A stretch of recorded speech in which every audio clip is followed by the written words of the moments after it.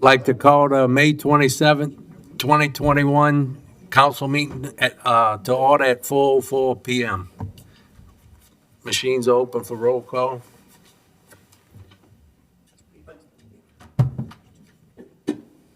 Wait, Mark, we absent right now.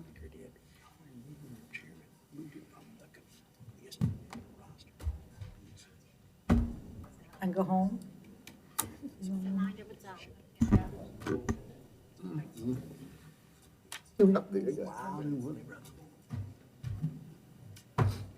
It's marking us all as absent.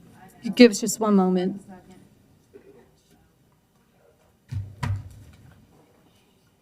I really didn't care, never did care.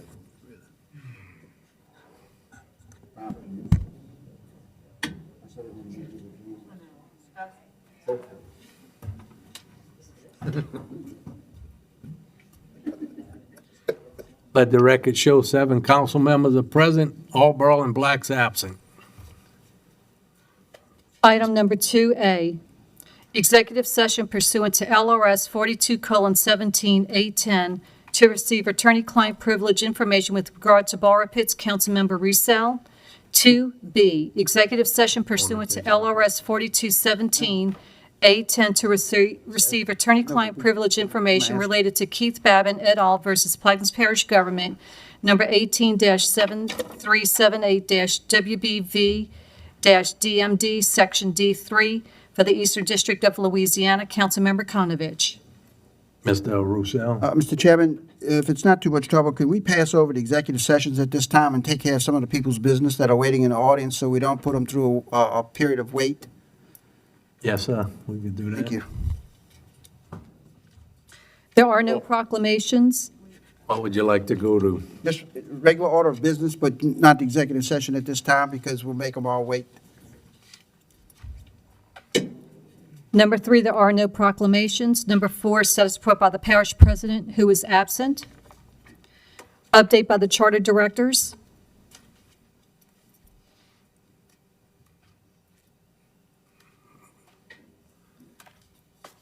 No update Next. by the directors.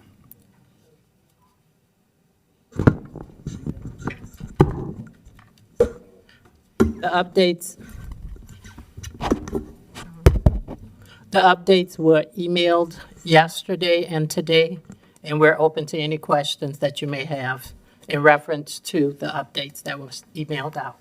Okay, let me just say that, Key back in. Ms. Newberry?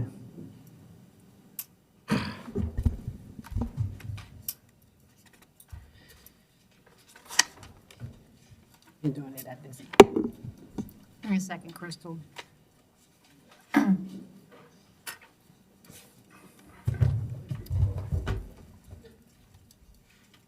I'm going to talk about civil service.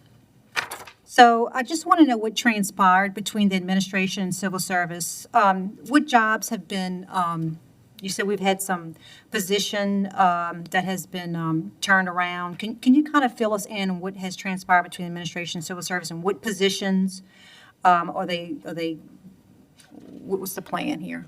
Okay, administration sent a request to civil service to do a study, a salary study on certain positions that we're having a hard time filling and that we have a large turnover in. Civil service gave it back to administration, so we performed that duty ourselves.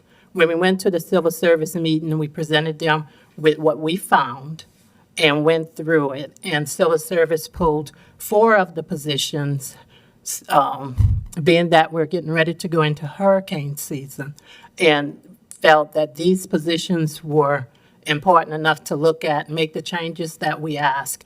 4 of those 4 positions, one was the heavy equipment operator, a pump operator, a deckhand, and we felt like the helper position, as far as doing a special entry rate on that position, because that person floats the parish. The helper is just a laborer. So, and we use a lot of those when we have emergency situations, as far as helping out in other departments. You went off for some reason, Mr. Blank? Yes. Well, you,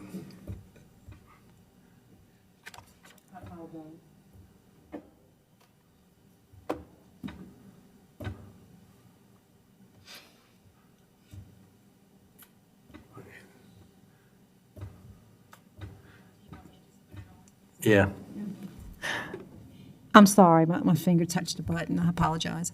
So you wouldn't argue those positions, were there any positions that y'all failed on? There were quite a few that I presented to them, and like I said, being that hurricane season is approaching, we went through them and pulled the more important ones. There's still quite a few that civil service is looking at, but we pulled these 4 to get some kind of action on these 4, so we could advertise these 4 at the special entry rate and with some of the requirement changes. Okay, so thank you for that information. I have another question about mosquito control. So we're up here fighting against these lilies, the parish. It's an uncontrollable situation. Does mosquito control spray those lilies? Because, lilies, they we have a lot of community, we have Jesup Bend community that has residents up against those canals, and we failed to do something about that problem. So is there any way we can at least get some type of mosquito herbicide sprayed for the residents? Ms. Trudy, I know there are some waterways where mosquito control cannot spray the chemical, but I'll check into them spraying areas where lilies are heavy at. Okay, thank you. I yield. Mr. Roussel? Yes, well, I appreciate Mylan. All right. You give me the mic, please. Got it. Okay. Well, I appreciate these written reports, and I've been bearing with these written reports for many months now. However, my constituents who watch these meetings and who also watch the agenda items have confronted me in the last 2 weeks saying that we understand that, these items are on the agenda, and I have some of these items on under my discussion items, but they're never talked about. And I had to explain to them that the reason they're not talked about is because the administration would prefer us not to talk about them by giving us these written updates. And so I assured them that from now on, I am going to talk about these items that they are questioning me on, no matter whether you put them in writing or not. So I will begin with the top of the list with the item that the director puts on here about the Fort St. Leon Drainage Project. Now, I have forwarded pictures to the administration. I have a copy for you today from Mrs. Haygood. I have other individuals who have collapsing drain pipes, and I keep bearing with the fact that you're telling me it's only 30% complete, the engineering. I put this money up and appropriated over 4 years ago. And I have recently had conversations with my constituents that have been told that there's no money to take care of your problem. So I've had to take the time, clip the budget pages, send them the copy of the budget, and show them the appropriations. For an example, the Bella Chase pump stations, they were told there was no money available for those. We appropriated $650,000 for parish-wide pump station repairs.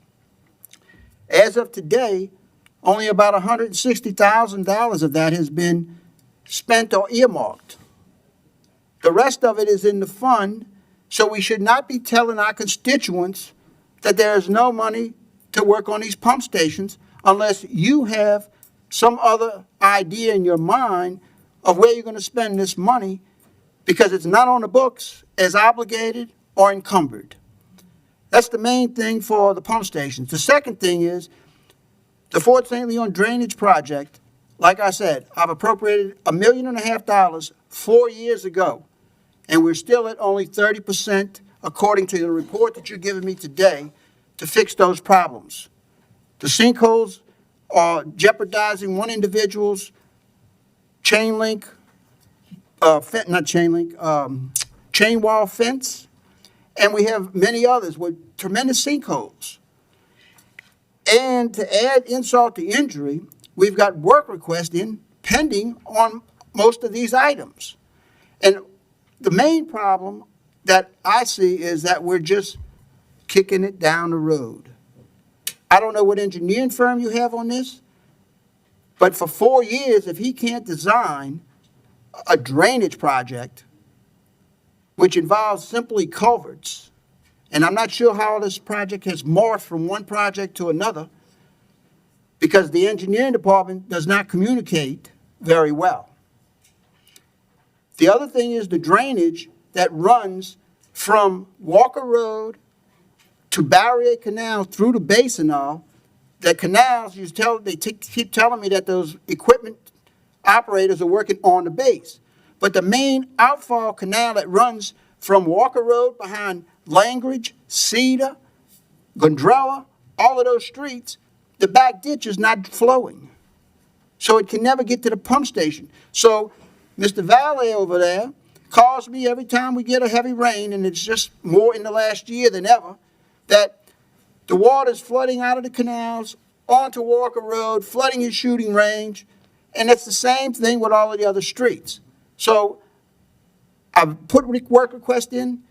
This discussion is for the benefit of my constituents who are watching this meeting because they haven't heard me voice and vent on this issue because y'all don't want us to talk about it because you give these out.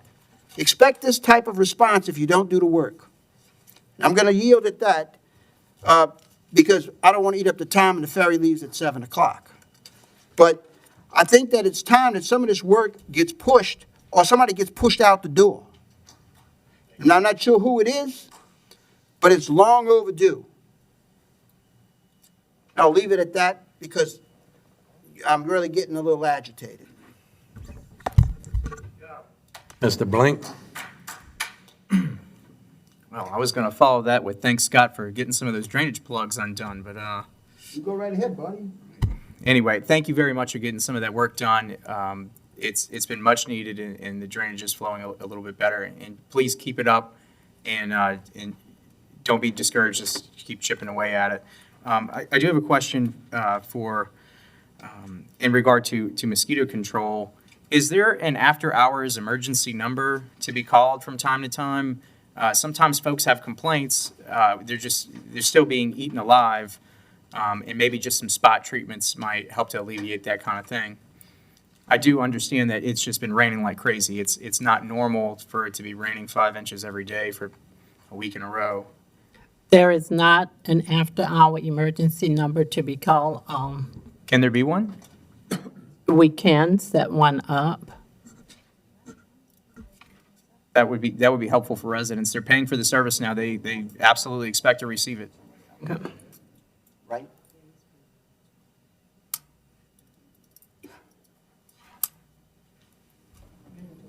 You finished?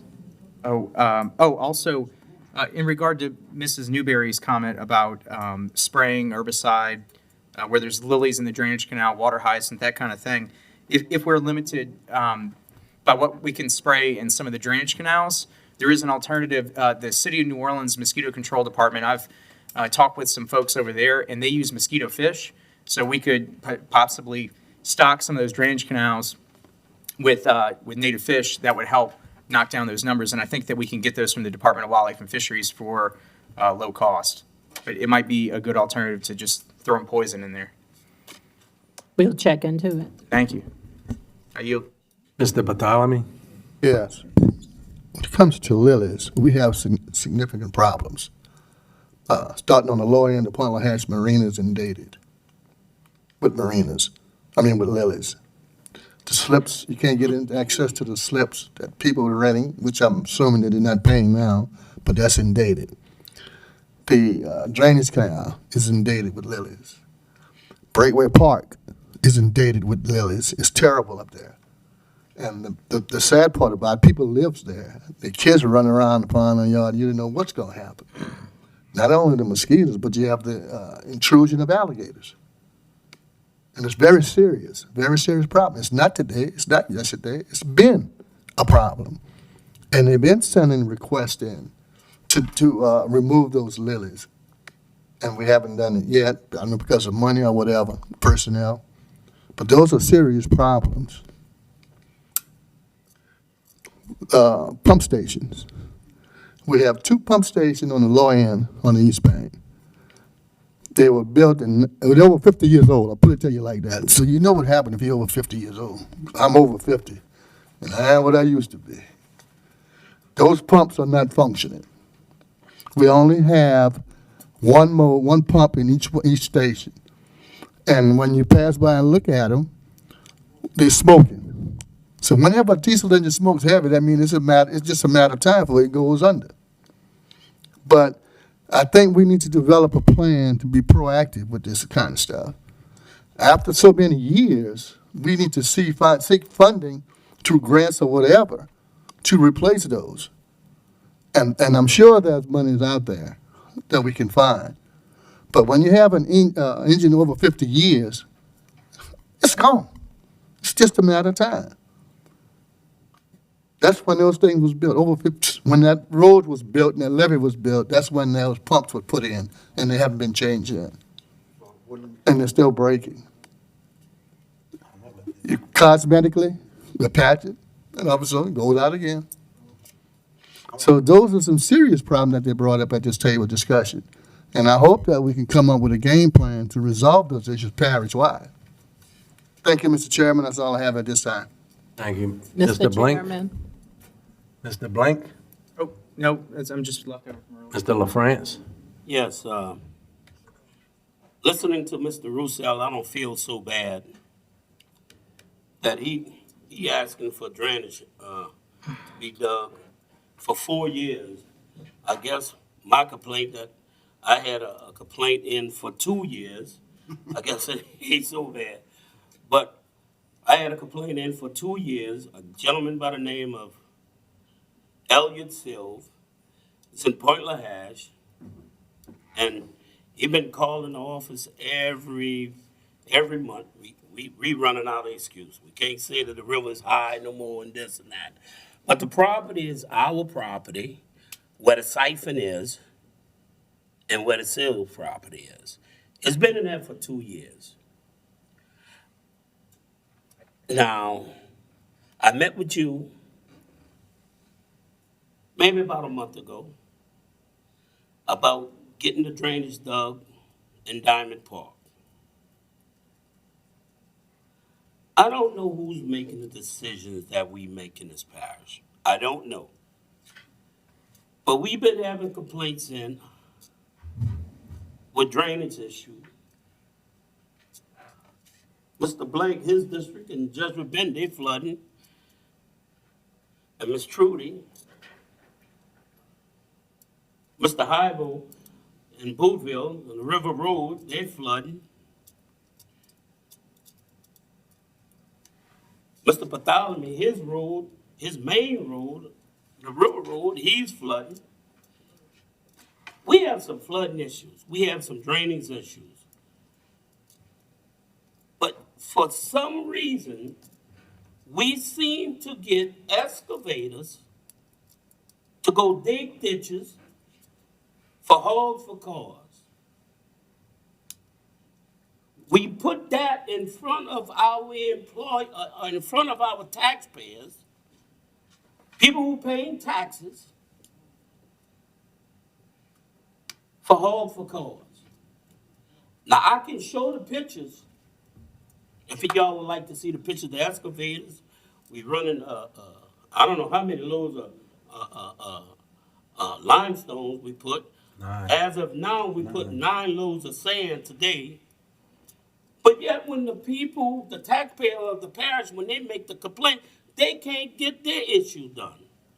But yet we're going to ask the people to come pay us more taxes. So I want to know who made the decision to put hogs for cars in front of the people, the other complaints for our residents of this parish. Who made the decision? We working throughout the parish, Mr. Coulter. All right? We don't have many operators. We working in Albo's district. We worked in Rich's, we work in your ditch. Matter of fact, the ditch you're talking about was completed yesterday. Okay? It takes time. For the last couple months, we've been pumping because of the rain issues. Y'all all know it's been raining. And that's where a lot of our heavy equipment operators and all were at, okay? So, and the pump station, the money that you're talking about, Mr. Roussel, if you look on the agenda today, that motor for a Caterpillar, $375,000, that's in Mr. Habo's district. In District 9, Duvik Station, that the motor is burnt, it's out. It is 50 years old. And yes, we are helping Hogs for Cause. Okay, we working the grounds too. But we've been working in other districts. We have been, okay? And yes, we're working on the base. The base pays us $400,000 a year to dig their canals, okay? Though all of those canals go right to Barre Road, Barre Canal, and go straight to the pumping station too. So we are working all over the place. And as we move people around, yes, we are helping Hogs for Cause. It's a nationally known festival that they're having at the complex, not this weekend, next weekend, okay? So yes, we have been, and we want to make a good showing for Hog for Cause. It's the biggest festival ever been done in Louisiana since COVID. So if you look on New York Times paper, it's Portland, Plaquemines Parish. You know, I'm here from Plaquemines Parish. I was born in Plaquemines Parish. I'm here to help Plaquemines Parish. I'm not here to help one certain person. We're working all over the place, okay? Yes, they got lilies. They got lilies in every canal from fresh water. It's been raining, raining, and raining. Yes, we burned up plenty of fuel, pumping. So, yes, we're working all over the place, sir. Okay? I don't know about any place in Plaquemine Parish, but this week we haven't had a drop of rain for a whole week. Did it rain somewhere else that I don't know of? But anyway, the people that have the complaints, the people that's having water problems, they don't care to look at any YouTube and see Plaquemine, y'all trying to sell Plaquemine Parish. They ain't worried about that. They want their water done. They don't want to make sure that the water is out their yard. They want to make sure that the water is not coming into their house. They want these drains, these ditches, they want them swept, clean, whatever. That's what they want. And we're working on it, sir. Ah, We just cut all the diamond today, this week. That area, we cutting in Beers, we cutting the highway, we cutting the highway coming back up, we cutting alley back Levy, we cut Barry Road, all back at the park, Meadowvine Park, and we've been sweeping the ditches, the weeds from the ditches. it's the boom axe. Most of the tractors I see either broke down or most of the time they're on the low ball. And now you can't haul it on the low ball because the low ball is broke. It did break down the other day, but we got it going. Well, I'll admit, they started digging one ditch in my district, but we've been waiting, and the tractor's still on the side of the road today with a flat tire, been there for over a month. Okay. And like I brought up last meeting here, y'all get a work request in to dig ditches in my district. You go plant a backhoe in the district, nobody ever comes back and uses it. And for the one ditch by Orangewood, the paperwork was given to me by the supervisor to go get the entry permits signed. That's not my job. I'll check into that, sir. And I talked to you the other day, you took the excavator away, and I know y'all had to close the gates. But it's still not back today. And the ditches he was supposed to dig never got dug. We'll get it back down the road, sir. Thank you. So I have another one. Several phone calls from the residents from Ironton. They want to know when is that tree stump is going to be removed. The tree stump in Ironton Park. Yeah, Recreation has to cut it in half again. It's kind of big, and we're gonna work on it. Well, They they got- would like to know when, because it's 8 months now. Because it came down during Hurricane Zeta, so it's about 8 months now. Right, we gotta get to it out in the middle of the field, but we're gonna work on it. We addressed that. I got with Watley and, Well, let's get one of those dozers that we used for hog for cars. Let's see if we can pull a dozer down there and push it where we can get it closer to the road. we'll have to cut it in half again. And then we could take a picture and we could put it on the YouTube and show everybody how we doing in Plaquemine Parish. That's it, Mr. President. Mr. Roussel? No, I'm just, the frustration level at this table is enormous. Something's got to be done with the organization of this administration to make priorities. And, you know, to sit there and talk about the hogs for cars and all, we've watched that for the last month and a half, all the equipment going in there, the rocks, the sand, and, you know, it's a great cause perhaps, but the frustration level is here because we don't see our constituents being dealt with.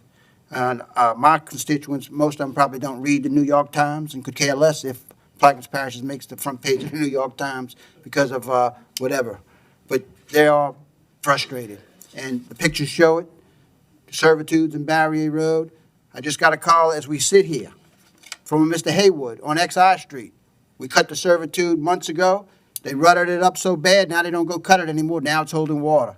And he just called me a few minutes ago. I mean, I get these calls constantly. So my frustration level is equal to what you see up here at the table. Something needs to be done. Mr. Bartholomew? Yes, we have a serious problem at the Davant Community Center. Air conditioning. This has been going on for the last 4 or 5 years. Got one right here. A big part? Got one right here. Got one right here with the air condition. Oh, you It's hot have in one? here. Oh, It's hot in okay. here.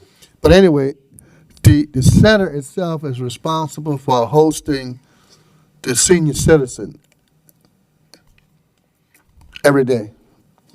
They're placed together to socialize and to go through activities. They can't deal with it because it gets so hot they have to open the doors and sometimes they have to leave early. Now, Mr. Eberly been getting the companies coming in, but nothing has been resolved to get this thing working. So I'm introducing today some legislation to go ahead and replace this unit because it's long overdue. That's just too long. 5 years? And I guess if we look back in the budget and see how much we spent, I'm sure we could have saved a whole bunch of money. Look at how much money we spent repairing that same unit over and over and over. We had several different companies to come in. Now, we have to do things different. You know, we have to just do it different. Thank you, Mr. Chairman. Mr. Chairman, Yes, ma'am. Director Helmers have a short presentation he would like to make during Yes. this time. Yes, ma'am.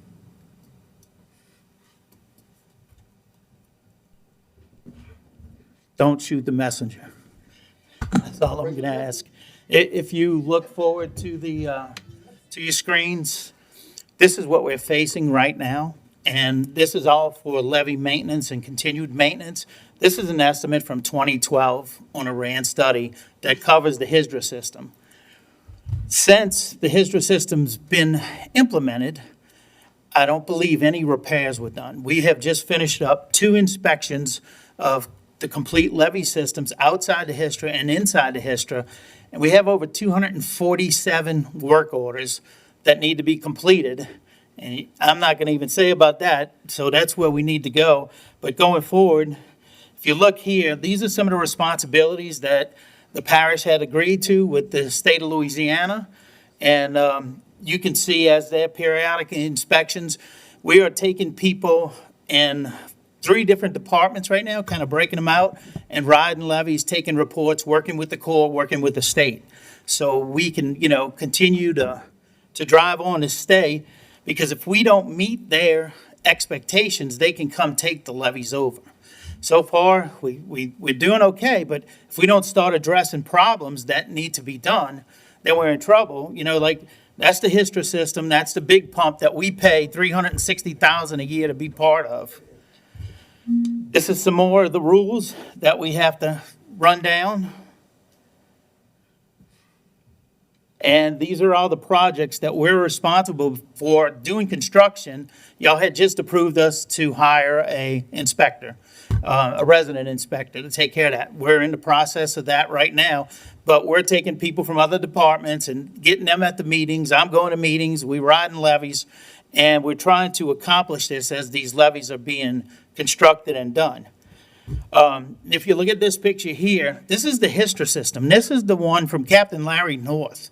I really come to the conclusion that since the HISTRA system was completed, I don't think we have done any maintenance.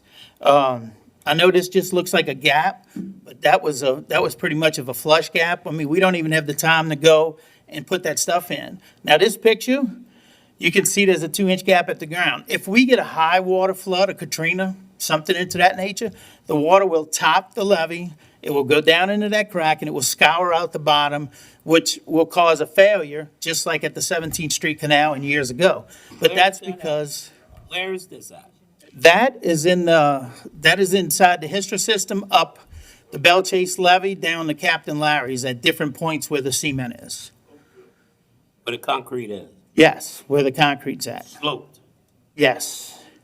And you can see here, same issues, where it's just the cement had settled over the years, but we haven't done anything about it, Well, don't they pump tar in there? They have a special silicone that they can use. Yeah. I mean, we're responsible for doing the repairs and the maintenance. I don't have a levee department. All I Can we- can do is, Can you go back to that first picture? The very first of the presentation? No. oh, you mean Next one. that one? I had, See that little emblem on the bottom left-hand corner? right.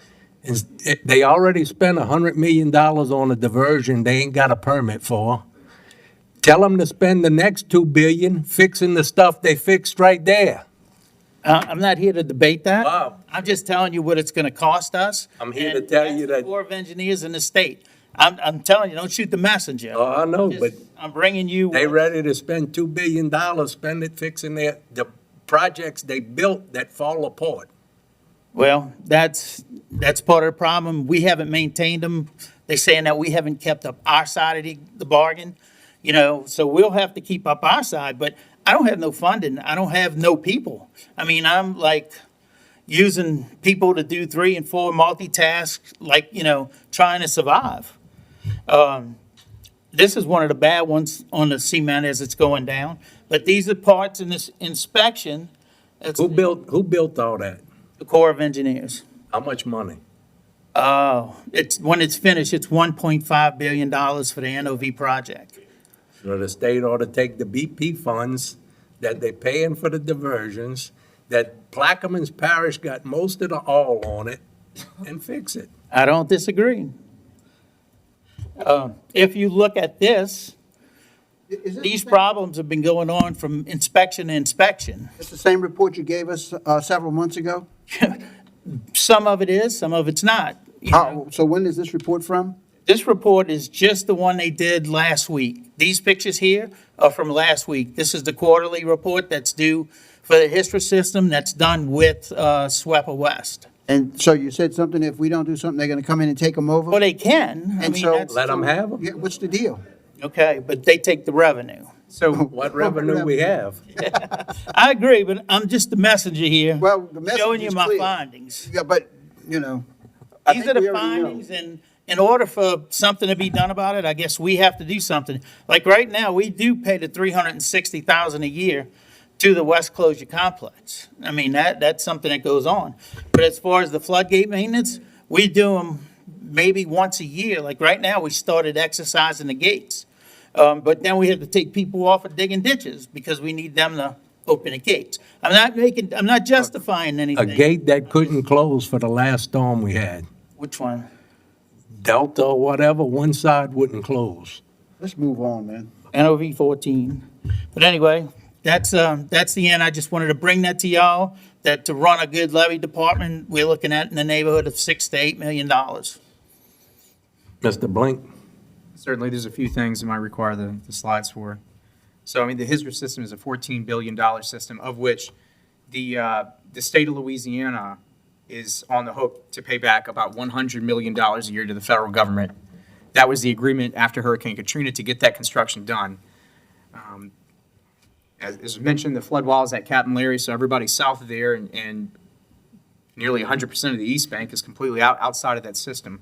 Right now, at the state level, there is legislation in place to get a tax levied against all of Plaquemines Parish, Orleans Parish, and other parishes, Jefferson, St. Charles, that have a little bit of that levy system within them.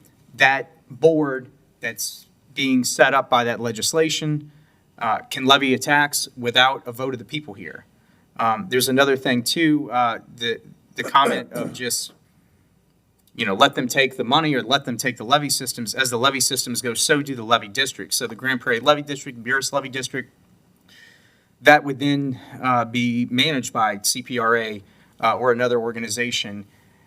Any sort of revenue that we're getting from that, oil and gas royalties, alligator eggs, duck leases, which we don't take advantage of, those type of things, and then future economies like carbon banking, nutrient trading, things like that we could be taking advantage of to subsidize government costs like these levy systems, that could potentially go away. So, I mean, we should take this very, very seriously, and I don't think we are. Now, unfortunately, the millages were ushered through where there's going to be no new construction in certain parts of the parish, which sort of fractured things, and that wasn't good.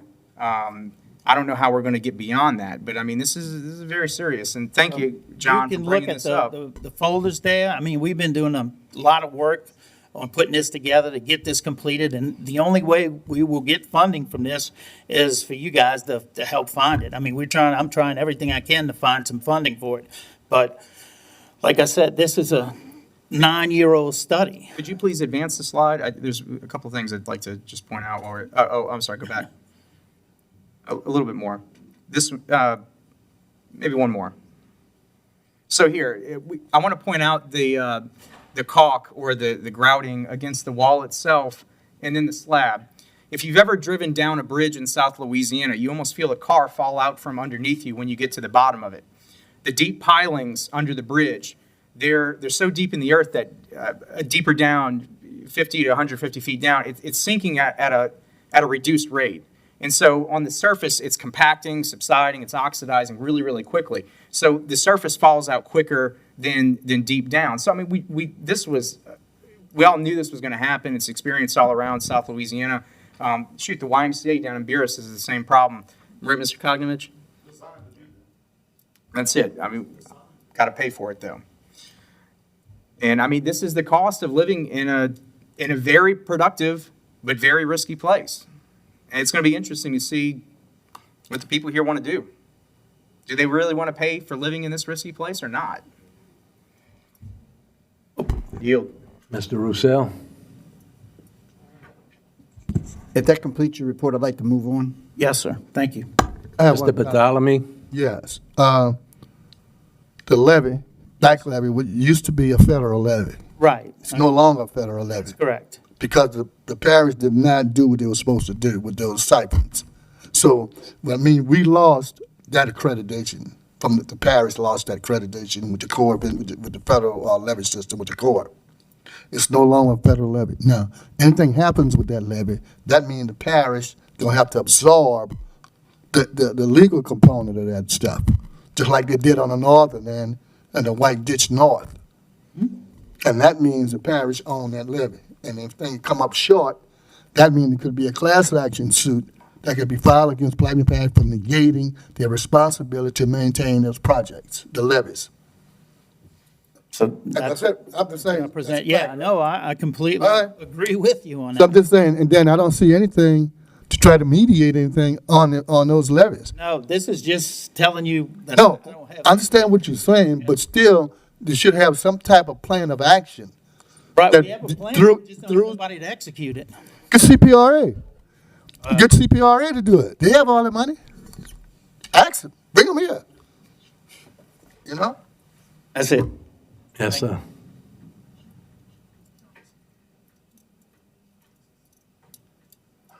You can make a comment, but no questions. Could you ask for this to be made available on the website? Okay, so Rob Forshey, Belchase. So my comment here is that these walls are made to do this. But you got to go back, it's just like your driveway. You have to go back and caulk the expansion joints or the places where there's caulk, right? They're going to drop, number one. I'm going to go back to Mr. Roussel's comments about the flooding that's happening in his area. Okay, there are ditches that have lilies in them that haven't been touched for well over 2 years. And on top of that, these ditches are filling up because the lilies are dying, right? And so the bottom's coming up, so they won't even move the water that they need to move. There's streets in the neighborhood that I live in that are flooding, that haven't flooded in my whole existence in that neighborhood since 1962. And we have a little pump back there that was supposed to get a hose to help these things. That hasn't happened. We have a lot of things such as that. Maintenance on these pumping stations has been to zero. And so that's the reason we have $300,000 Caterpillar motors coming in order to fix pumps, is because we don't maintain nothing. Not even our tractors that mow and our pumping stations that pump. And until we do that, we can throw all the money we want at it and it'll never get better. They can't even flush toilets in the back of our neighborhood because of the water. These people are having problems flushing their toilets. Man, goodness gracious. And we don't care.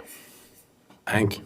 Ms. Newberry? Yeah, I just have a statement. It keeps bringing up the Lily's situation, and Mr. Roussel said that we collect $400,000 from the base. So maybe we need to take that $400,000 that we receive in revenue, and maybe the board needs to allocate that to something to address our Lily problem. Maybe it'll help with the flooding too. So I may come to the board for that, something with that, some type of legislation. Thank you.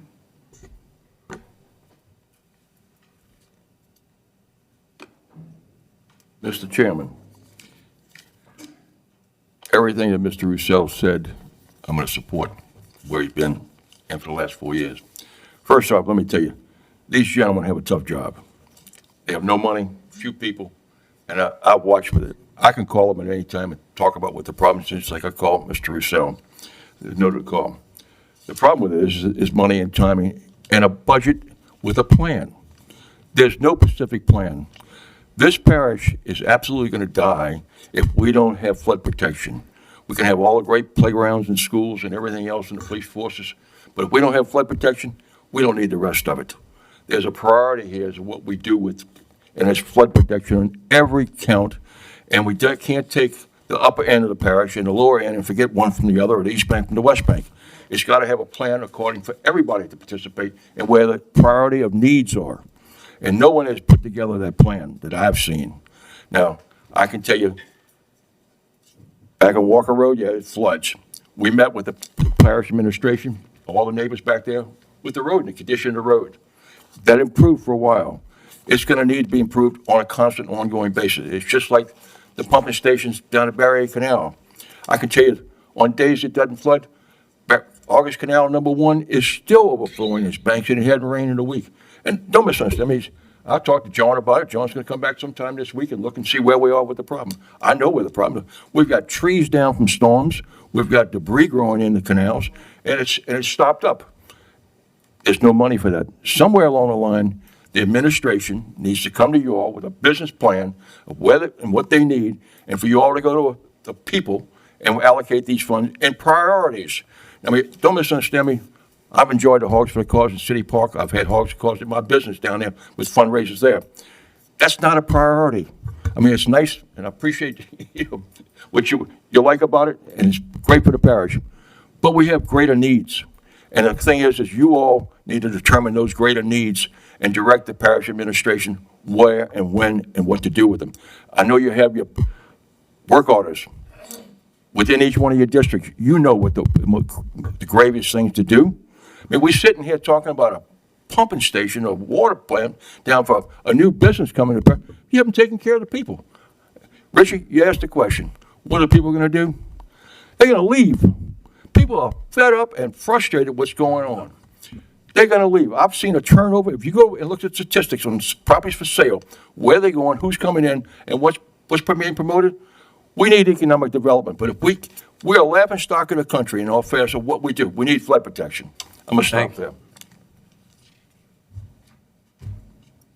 They do a good job.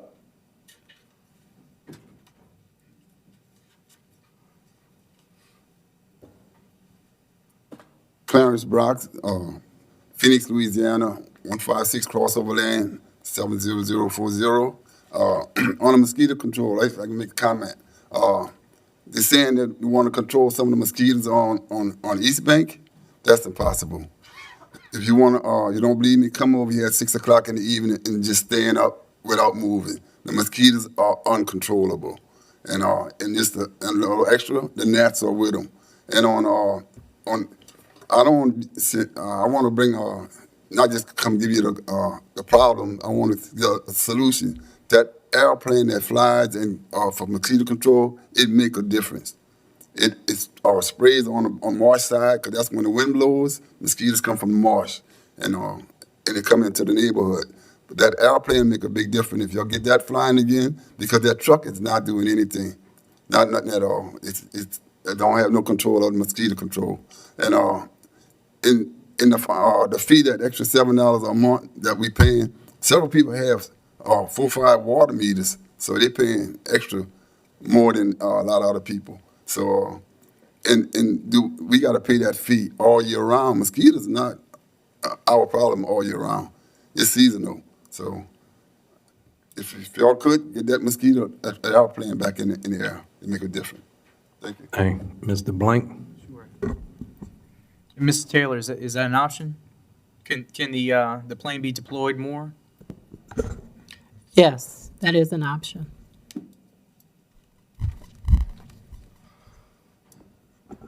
Good evening, everybody. Horan Bentley, Pearl Hash. I was listening at some comments with all the councilmen was addressing a problem in the community, and I didn't hear no response coming from back here. And from what I'm listening at, I'm hearing a lot of comments back here. What I'm listening at, we have a lot of problems, and we have pump problem, everything. But what I'm listening at, where our biggest problem at is over here. It's over here. The people, y'all is not listening at what the community is saying. I understand, when I was talking about the ditches being dug across the river, they working on it. I have never seen a ditch dug over here. I heard about a water pressure, extra pump being thing. I live right down the road. I have low water pressure every day. And with Councilman John Bartholomew, based on his problem in his community, y'all didn't even give this man an answer back on what we can do to solve it. He just voiced it, and a few other people said it. I'm going to say like this guy right here said, I applaud all of y'all over there. The problem is right here. Did Mr. Bartholomew answer my problems? Because we can't answer his problems. They have to answer the problems. Going on in his parish, and look like y'all should be more concerned about the problem going on in his parish. Like somebody said, we flooding out everywhere. We flooding out everywhere. Are y'all even concerned about what's going on? Now I'm going to say what I say. Now we know what to do when election time come back around. All this stuff is foolishness. And I got just the last thing I want to say. If anybody can help us, just the other day I was in the Dead Man Community Center Park. They had little kids that high, and they got some people from the community trying to show them how to play baseball.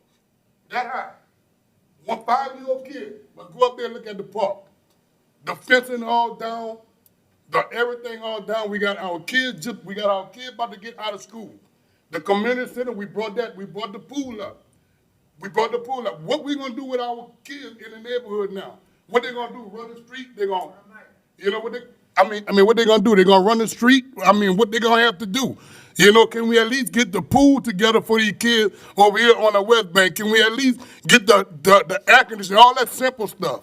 All that simple stuff to me. And nobody has, and we have never seen a ditch dug over here. I understand there are a lot of ditches being dug. I understand all the pumps are down, but the problem is right here.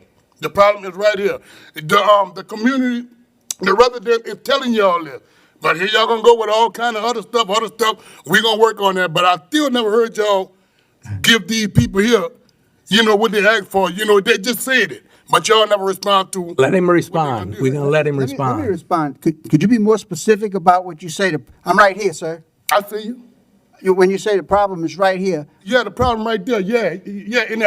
In order, the parish president. That's where the problem is. well, the We parish not, president- we not the parish Hold on, president. hold on. Let me just address you.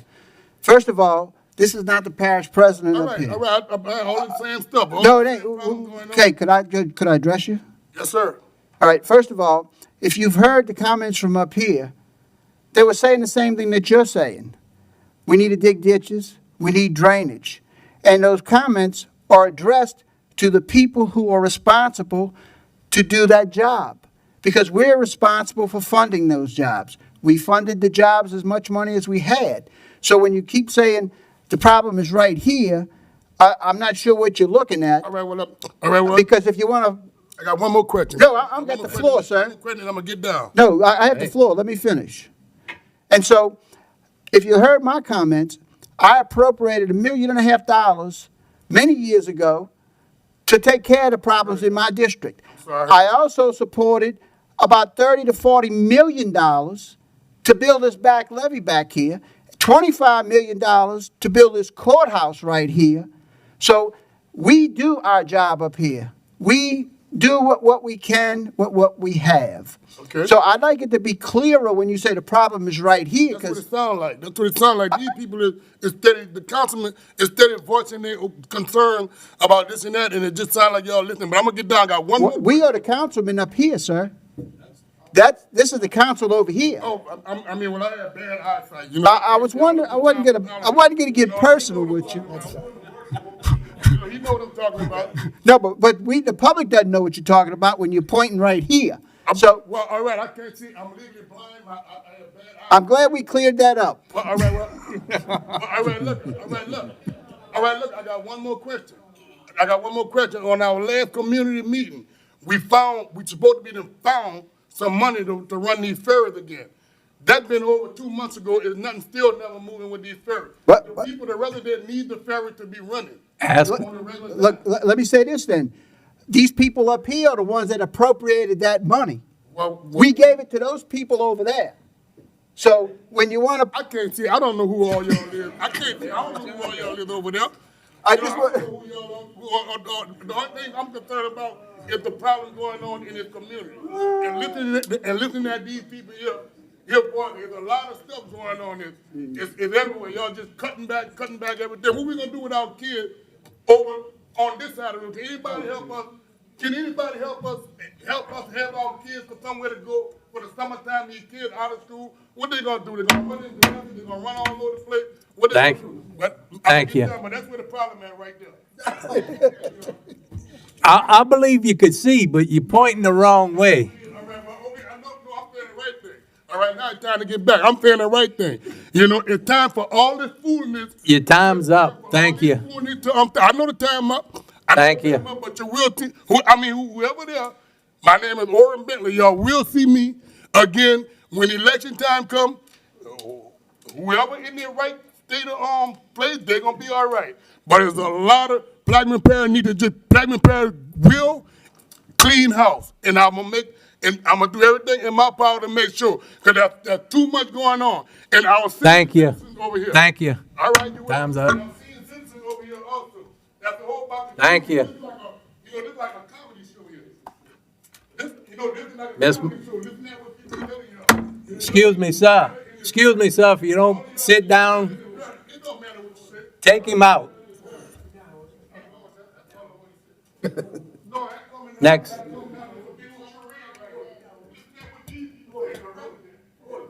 Item 5A, a resolution authorizing the acceptance of bids for furnishing janitorial supplies for a period of 1 year for use parish-wide. I'll offer, ask for a second. Second by Mr. Roussel. I've got a comment or question. Yes, sir. Does anybody know what the difference in bid was between the winning bidder, which is located in New Orleans, and there's another bidder that's located within Plaquemines Parish?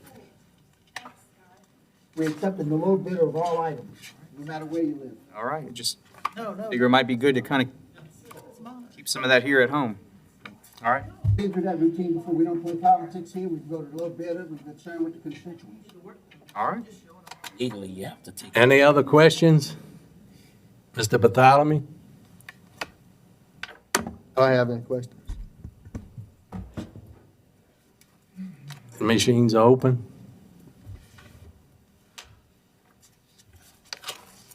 Mr. Bartholomew? I'm sorry. It passes 7-0. B, a resolution authorizing the acceptance of bids for furnishing one or more Caterpillar 3512C land mechanical engine or equal for a period of 1 year for use parish-wide. I'll offer, ask for a second. Second by Mr. Gouy. Any questions?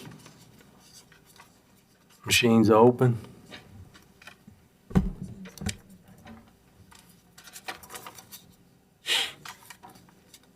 Verbal, yes. Let it show that Mr. LaFrance verbal, yes, 7-0. C, a resolution authorizing the purchasing agent to advertise for and dispose of surplus vehicles and equipment on an as-is basis through public auction conducted by Henderson Auctions. I'll offer, ask for a second. Second by Mr. Roussel. Any questions? Machines are open.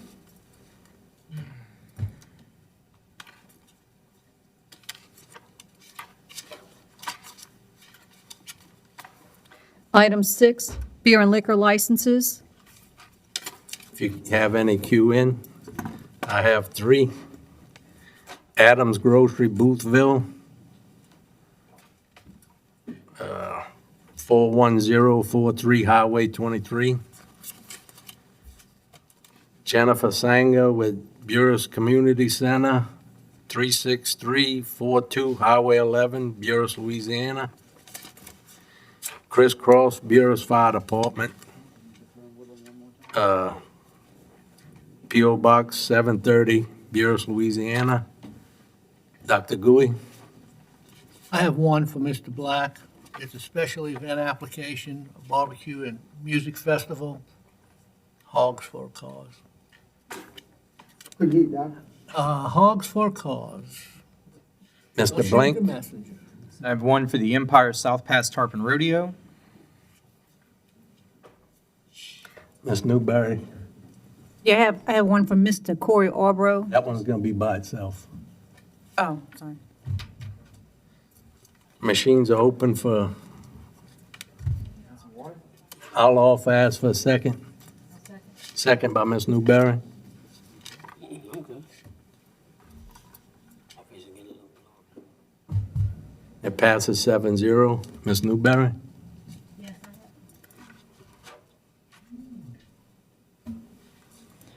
Yes, I have a special event. Mr. Corey Arbro is absent, so he asked me to take his place. It's for Mr. Thomas Bro with CCA Plaquemines Chapter, and the event is June 9th, 2021, starting at 5:30 p.m. Do you offer? I'll offer. Ms. Newberry offers. There's a second. Is there a second? Second by Dr. Gouy. Any questions? Machines are open.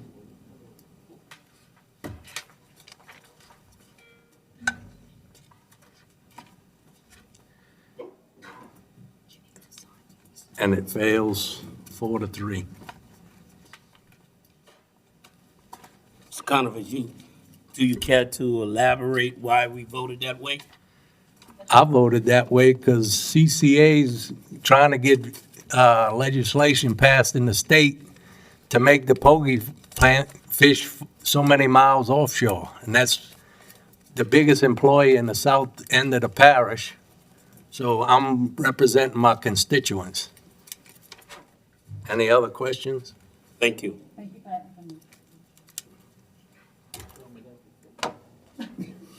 Sorry.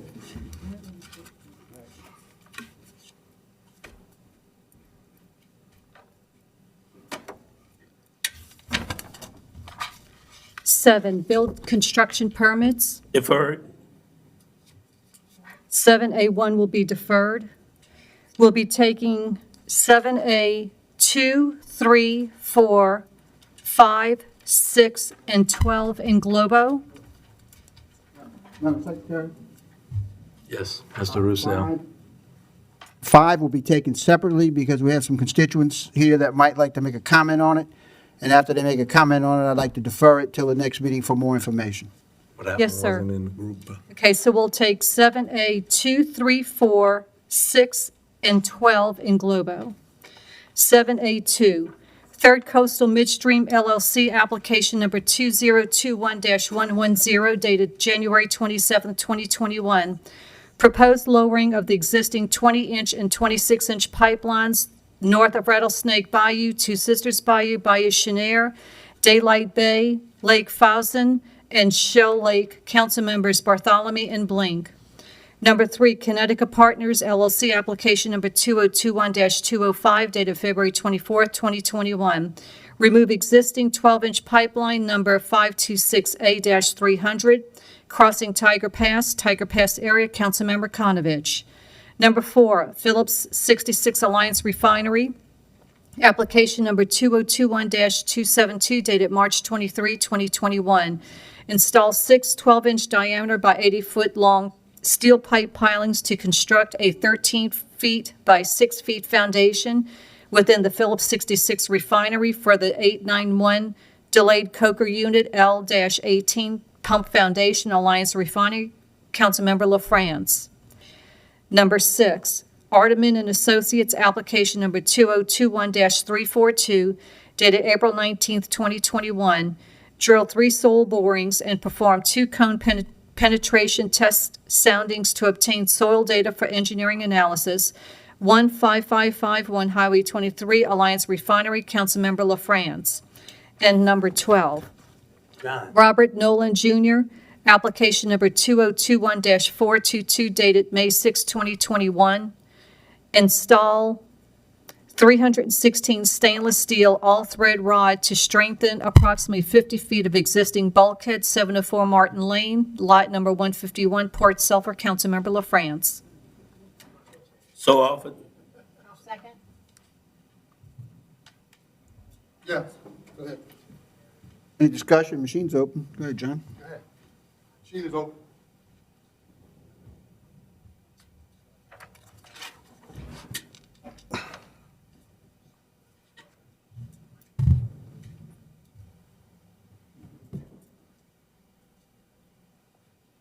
It passes. It's 1, 2, 3, 6, 2. That one, Konovich is out of executive session. Out of the meeting, sorry. Next item, please. 7A9, 75. 7A7. Oh, you want to do 5 first? Okay. Discussion only. 7A5 Gillen Engineering LLC, application number 2021-282, dated March 26, 2021. Drill 6 boring for the Glen Oaks development, 4 multifamily structures, intersection of Russell Drive and LA 23, Belle Chase, Councilmember Newberry. Newberry, you want to offer for discussion? I'll offer for this purpose of discussion. Have a second? I'll second. Okay, Mr. Russell? Yes. What this is simply saw borings, and we have some constituents in the audience that are willing to make or wanting to make comments, and we'll have them at this time make their comments, and then after that, I will defer it because of the questions that I've been asked. I don't have enough information. Yes, sir. Just state your name, address, and your concerns. My name is Gerald Lands. I live at 127 Gondrella Drive in Belle Chase. I I'm here to ask y'all to vote against this permit. First of all, they wanted to build this project across the river, and they couldn't, so they trying to come over here. They never told anybody in my area anything about this project. They never advertised it. They put it in the Gazette as a low-income housing project, and all they had in there was Glen Oaks Apartments, Plaquemine Parish, 14.5 million, 44 units. What I want to know is how is this going to benefit the parish any at all? This is going to be in the neighborhood of people who wants to live down here to get away from these things. And they putting it in our backyard. Unless they getting money, the parish getting money from this, I don't know. But they selling the parish out in the wrong direction, I believe. We don't need this in our neighborhood. I did not know about this until Tuesday.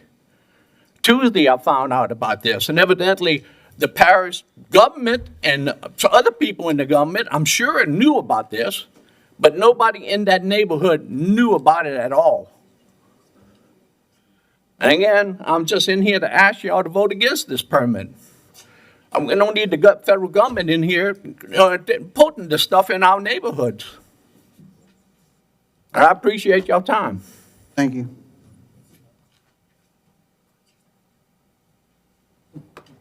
Can I ask a question? This question's for legal attorney, Mr. Beers. Should they have spoken to the surrounding area? Is there any legality in that area where they have a right, they should post something, some No, I kind of don't- public hearing? No, I don't think anything requires them to do that. This is a permit solely for soil borings, I'm sorry. So the issue before the council is soil borings. It's not what may or may not come. As far as I know, we have not received any building permits or anything like that for y'all to review. This is strictly soil borings. Thank you. If they don't stop this, they're gonna do the whole project, and y'all know that. Well, I'm just telling you what the law is. Yes, sir. Donald Valet. Like the gentleman before me said, this was a development that was originally planned to go on the east bank of the parish. It was going near the Braithway subdivision, as I understand it. It was intended to be 11 fourplexes built 17 feet in the air with generator systems and elevators to access to the people. To give you all a little bit of knowledge, I used to be on Louisiana Housing Corporation Board. This matter came before us while I was on the board. I was the only one out of 10 people that voted against this proposal, mostly because of the use of funds. There was $5 million or $5.5 million of CBG funds allocated to Plaquemine Parish for its use after Katrina money 15 years ago. These funds were designed for low-income housing developments at the parish's discretion and defined with local developers. That didn't materialize. It came before us 3 different times before it ever finalized into a development of using what I call $5.5 million of free money. The numbers you heard earlier was 14 million some odd. That equates to approximately another $9 million of low-income housing tax credit money, 4% bond issues, and local developers. You heard once before, this came before the council with all kind of support from everybody in the lower part of the East Bank to support this. Ministers and everybody with films and developers, how great this was going to be. My question, and the reason I oppose it, was that the use of money, federal money, to do low-income housing in an area that's subject to flooding and building 14 or 17 feet in the air was a total waste of money. We could be better sources. My comments to the parish has always been, the parish needs affordable housing for its community. The primary use of it, which everybody seems to agree, is that we need single-family homes that people can afford to live. I've been chairman of the Section 8 Housing Authority, the Section 8 Landlords Association in Orleans Parish for some 15, 20 years now. And we support that program. I've been advocating, I've been in Washington, and like you said, the New York Journal and a few other papers. I'm going to tell you, we don't need any more affordable housing units. What we need is housing units that are affordable to all segments of the economy. Until we can do that and provide housing, and not elaborate houses, but with no payments and utility costs that people can afford to live. And that means anybody that works, that doesn't have a job, that needs support, and people that make $40,000, $50,000 a year. Housing is not affordable any longer. And what we're getting ready to face is with the increased cost of construction as well as lumber, it's going to be out of proportion. Now, these units, when they were originally planned, were contemplated to be 11 fourplexes. What I'm hearing today in this piece of paper, and I don't know if I have much information, is that this is now going to be 4 complexes of 11 units. Now, I don't know. I looked at the site plan that's on there. I don't know how you can jam that up on there. I don't know how you can consider the density ratio of that, and that's the parish, and it kills the code. And Remy, like you said, we're not here today for a building permit, but you better think about a little further down the road before you approve these. You need to look at the overall picture of where you're going and in the process that you do before you give somebody a permit, because you lead them on to believe if you're going to let them drill for these structures, you lead them on to believe that they can go to the next level. You need to stop it and look at the entire plan. Does it fit within the parish's code and density, neighborhood restrictions? And frankly, what the gentleman said, he hadn't heard about this before. If you go into the restrictions on these federal funds, they have to advertise and propose what they're doing and have public hearings in neighborhoods. Now, they probably did that across the river because you had all those people come out for that. You haven't had it here yet. So you may go back to the people and have the people come back and talk to you all or to the administration. What are they doing? What are they proposing to do? Affordable housing is great as long as it's managed and it goes all the way through and has restrictions onto it. I think everybody would like to see single-family housing. That's probably not going to come. If the zoning allows for 44 units and that density with all the parking requirements without any waivers, I don't see that you can turn it down. St. Bernard Housing Project got in a major lawsuit with affordable housing developers when I was on that board, and they had to pay big fines. When you can't stop affordable housing. It's a beast that we all live with that's there. It's the federal law. But it has to be done in accordance with your restrictions, in accordance with your regulations, and prudently. So I'm just going to say, I deny the permits as is. I send them back to the drawing boards. I don't know who in the parish deals with this kind of stuff, and have it come back to you all as to what they plan on doing. Thank you. Ms. Newberry? Yeah, thank you, Mr. Valet. That was very well said. I appreciate it. I just want the public to know, and they're probably asking why we turned it down on the East Bank, why it's not on the East Bank. And the reason for that is because they were trying to put it in a residential area, and the people were against it, and it made sense. And of course, they were going up in the air, and we've had some safety issues. So I don't know if y'all were here for those council meetings. So now they're looking at this location. So, and this is where we are. Thank you. Mr. Bartholomew? Yes, I am in favor of single-family homes. Single-family homes where parents can govern and raise their children in, and we can help them get those places where they can survive as a family. And that's what I believe in. And that was my intent all along of supporting that. And I was kind of misled by doing something as affordable rentals. But it's not, according to the economic stuff, I think it was like $850 back then. I don't know what it was, the rent fee. But the intent is to give people a way to raise their family in single-family homes. Nothing else. That's all. It's very simple. That was my thing on that. Now, I guess my question also to the attorney is the permit. The permit meet the requirements of our code of ordinance? I haven't looked at the permit application. I didn't know this was going to be an issue. If it sounded like Mr. Roussel was going to defer it anyway. But I'm just saying. I can Well, typically, if it doesn't comport, it's not presented to you all. So, having not reviewed the application, though, I wouldn't want to make a statement one way or the other. But if you're going to end up deferring it, I will review the actual application, review the ordinances, and let you know if I see any issues. So we really need to defer that at your request. to give Well, us- well, I think Mr. Roussel is going to defer it, yeah. Ken? Mr. Roussel? Yes, there's no building application been submitted. The only application been submitted, as far as I've been informed, is for the salt borings, but at this time, I'm going to defer the item until we have more information. Thank you. I'd like to make a motion to reconsider the vote in which the special permit was sought by CCA and denied. Do I have a second? Second by Dr. Gouy. Machines are open for that vote, Reconsideration. but reconsider it. Reconsider. Yes, sir.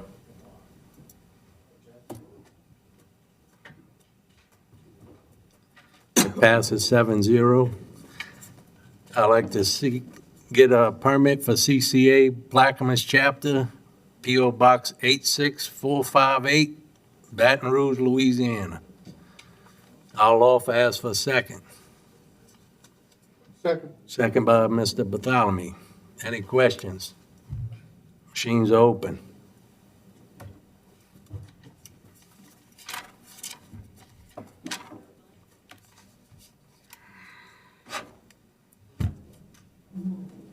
One left. And passes 5, 1 abstention, and 1 no.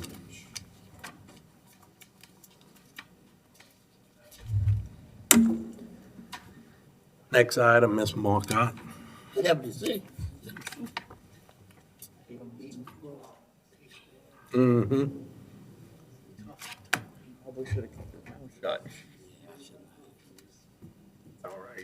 Okay, we're going back to items 7A7, 7A9, 7A11, and that's it in Globo for this stack. The first one is Phillips Motlow, 545 Martin Lane, number 52, Port Sulphur, install vinyl interlocking sheet pile to reduce damaged bulkhead, construct a boathouse with flat roof, boat slip, hoist, and damaged dock. Councilmember LaFrance. Anthony Housey, 714 Martin Lane, lot number 153, Port Sulphur, install earth anchors to existing 50-foot of bulkhead to strengthen. Councilmember LaFrance. Chevron Pipeline Company, Main Pass Area, Block 22, excavate, install valve, and maintenance to existing 20-inch Breton Sound pipeline. Councilmember Bartholomew. Do I have someone to offer? Offered by Mr. Bartholomew, second by Mr. LaFrance. Machines are open.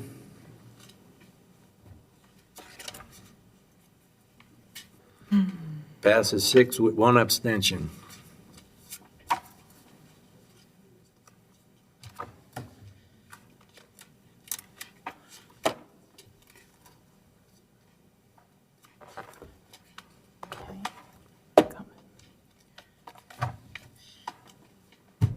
We're going to take item 7B, 7J, 7M in Globo.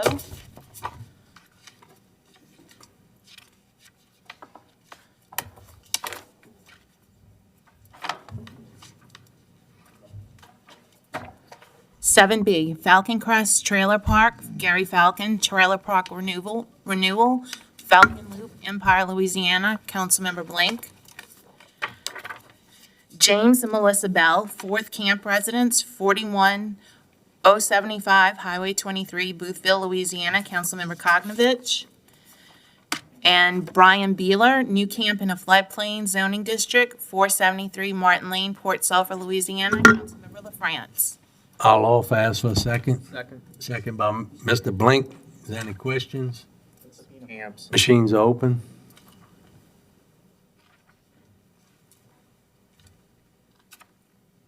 Passes 7-0.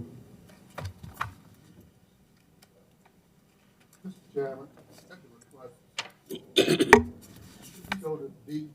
We still still have one more permit. It's just taking me a while to do it all myself. Okay, the next one is permit 7M. Oh, we already did that. I'm sorry. I apologize. Picked up the wrong stack. 11B. Okay, 7C, 7D, 7E, 7F, 7G, 7H, 7I, 7K, and 7L will be taken in Globo.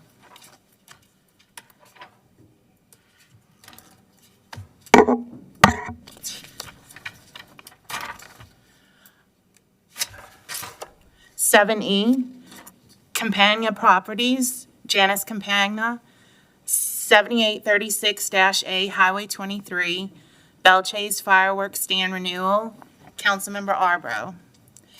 7D, Cardinal Fireworks, 215 Avenue G, Belchase, Fireworks Stand Renewal, Councilmember Gooey. The 7E, Clubhouse Bar and Grill, 8133 Highway 23, Belchase, Fireworks Stand Renewal, Councilmember Black. 7F is Ducks Fireworks, 7010 Highway 23, Belchase, Fire Stand Renewal, Councilmember Roussel. 7G, Ducks Fireworks, 9127 Highway 23, Belchase, Fireworks Stand Renewal, Councilmember Gooey. 7H, Ducks Fireworks, 9590 Highway 23, Fireworks Stand Renewal, Councilmember Gooey. 7I, Kurt Cavalier, 7614 Highway 23, Fireworks Stand Renewal, Councilmember Roussel. 7K, P&M Fireworks, 220 Harvey Boulevard, Belchase, Fireworks Stand Renewal, Councilmember Roussel. And I don't know if this, we're not going to take L. That shouldn't go with the fireworks stand. It's a separate permit. All fast for a second. Second by Mr. Roussel. Any questions? Machines open. Oh, man, some fireworks stands, huh? Passes 7-0. The final permit, 7L, Espadrone Seafood LLC, 25928 Highway 23, Port Sulphur, Bait and Tackle Shop, Councilmember LaFrance. So Mr. LaFrance offers that second. Second by Ms. Newberry. Any questions? Machines open.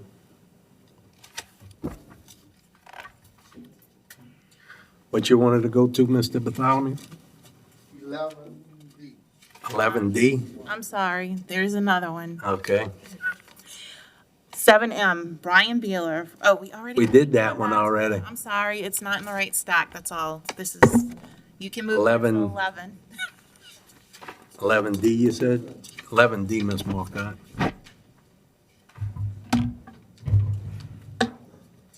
District 1 update, Councilmember Bartholomew, discussion about the Braithwaite Pond in the park. Yeah, we have constituents here to discuss the. Just a minute, Mr. John, let me get your microphone on. Okay, It's on? yes, sir. Can I offer for discussion?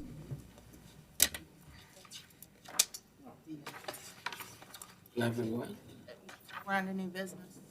To offer for discussion. That's District 1 update, so we. Right. Yeah, that's all it is. Oh, okay, I thought he said offer it for discussion. Matt Woodward, 209 Oak Drive, Braithwaite Park. It's been great to hear the discussion about the lilies and the mosquitoes and all of that, and I appreciate that. We have had a serious problem in the pond, the lake behind where we live in the park. It is now just coast to coast, just lilies. There's no water to be seen, and it is a breeding ground for nothing but snakes and mosquitoes and alligators everywhere. So we've reached out to Mr. Bartholomew for a couple of years now, and we've always been trying to get in touch with the parish. And I've actually spoken to a gentleman about a year and a half ago. He told me we're on it. We'll be there in a week. We'll be there next week. week, and we'll be there next week, and nothing ever happened. And so I stopped calling. I actually got a hold of a place in Georgia to try to find some chemicals myself that was okay for the environment. And I was trying to spray as best I could, but I'm one person. And I actually, fortunate, I live in a park where neighbors are all willing to help each other. Neighbors mow the blighted properties. We go across the lake to where the golf course is, and we mow back there to keep the weeds down. We do our best to help each other. And, you know, I understand that there's a budget crunch, and I understand that there's a problem, but we're really just asking, like, can we help? Can you give us some of the materials or anything that we can do, any of the tools? Because we're willing to, like, yeah, we're willing to give a hand. We're willing to do whatever we can, but we can't. There's certain things that we don't have, large excavators. We don't have the right chemicals to kill all the lilies. I understand you guys are busy. I understand it's expensive, but what can we do as neighbors, you know, that want to partake in this process? Because like the gentleman from Phoenix said, you can't walk out the door at night. I mean, we have to turn the lights in the house off if I want to go to my car to leave, because if I open the door, the mosquitoes flood into my house.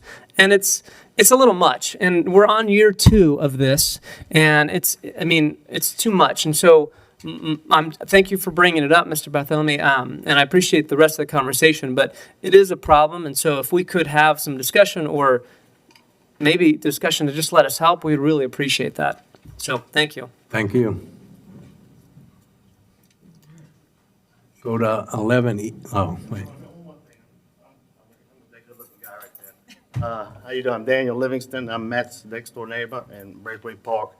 And I'm glad I'm not a councilman, because I got a headache just from sitting back there. I appreciate y'all's hard work, and I thank you for your time. Was that? So I guess I'm coming here as like some of y'all, I guess assume most of y'all, it's as a parent. I got a 2-year-old. He's got a little girl. They got 2 little girls inside of me. They got a 2-year-old across the street from me. And I'll move the mic down. I'm short. Those lilies are so thick, man. On Mother's Day, Mark Lowbray, his next door neighbor, 2 doors from me, had a 4-year-old over there, and all the parents in the backyard. And you tell kids not to do things, but they're kids. They do what they're not supposed to do. You know, I did it. Y'all did it. You know. And next thing you know, out the corner of his eye, Mark saw a little boy fall off of the dock. And the lilies are so thick, you'll never see any splash. If you didn't see that child fall in, they're so tall and so thick. That kid can kick all day long, and you'll never know. And I get a little, but y'all get what I'm talking about. It was my choice to live in the water. The alligator was there before. I'm cool with that. I don't mind being a parent. I'm not asking y'all to come and do all that. We're just asking, like Matt said, for y'all's help. I want to be able to let my kids wander around and not have to make sure she stays 10 feet away from water. You know what I'm saying? But anything y'all can do to help, we appreciate it. Thank you. Ms. Newberry? Yeah, thank y'all for coming here and voicing your thoughts on this. And of course, we've been talking about this all night. I'm not going to say too much, but I just want to let y'all know that I've had conversations with administration, with Mr. Helmer, on trying to resolve these issues. And I just want to let you know that we will continue to try to move forward to figure out how we're going to get rid of these lilies. So something will happen. I can't promise you when, but we are trying to move a little bit faster. But thank you very much. Mr. Blank? Sure. After a brief Google search, there is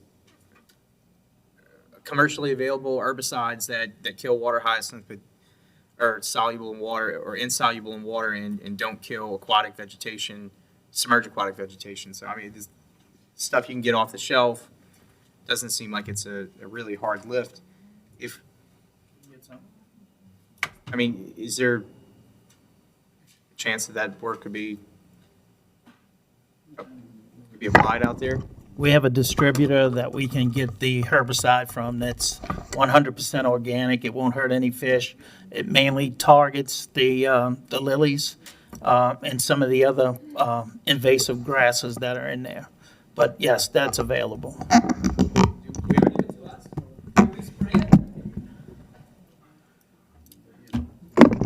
You can buy it over the counter, but I don't think it's legal that I can give you a chemical, but we can spray it.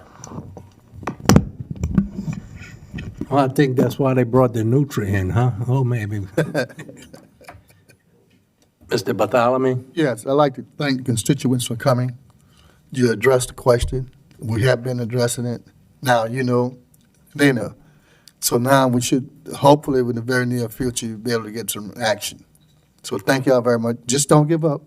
Don't give up. Don't give up. Because it's a process. Thank y'all very much for coming up today. Mr. Chairman, that's all I have whenever. Mark, Any of us on the council for us to go out and spray? Rennie says okay. Yes, ma'am. Mr. Chairman, I have a one license, so I one can of those spray. videos that, John, you had, that you showed the presentation, there's a little device that sits on flotation devices. It's got a gravel and a bucket on the front of it, and I already talked to him. I'll send it to him. If you could buy that, let it out to all these people to clean out their ditches and clean out their ponds. If there's some kind of way Remy can come up with an idea about how you can let them use it. Each one of the councilmen can use it. Well, we could use it as an employee, but I've already talked to the man who owns it, and, yeah, thank you. Go to 11E. Mr. LaFrance? District 7 update, Councilmember LaFrance. Number 1, discussion of the airboat and noise ordinances. Number 2, update on Suzie Bayou. Number 3, update on Diamond Park. Number 4, update on the lights on Highway 23. And number 5, update on drainage in Myrtle Grove Marina Estates. Yes, we've been having issues with the airboat and the noise in my community, Grand Bayou, Happy Jack. But I have met with the airboat operators, the residents of Happy Jack and Grand Bayou, and the police department, Marine Division, and hopefully we had met and we've been working on the issue, and hopefully by the next council meeting, hopefully to sit down with the airboats and the residents, and hopefully that we be able to come to a medium where we can iron out this problem. The Suzie Bayou project, I have Mr. and Henry McCanespy would like to come and speak on it.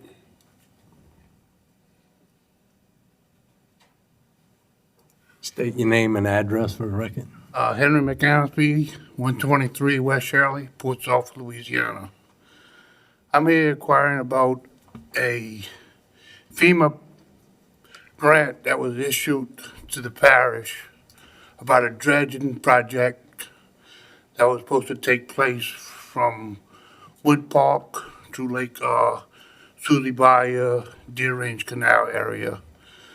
I was wondering why the project had never been started, or where we at in starting it, or any update of what's going to take place. You have an answer, Mr. I have some of it, but I'm not aware of any FEMA project, but we have coastal bond money that was dedicated for the Suzie Bayou project. It had gotten delayed, and the contractor retracted his bid.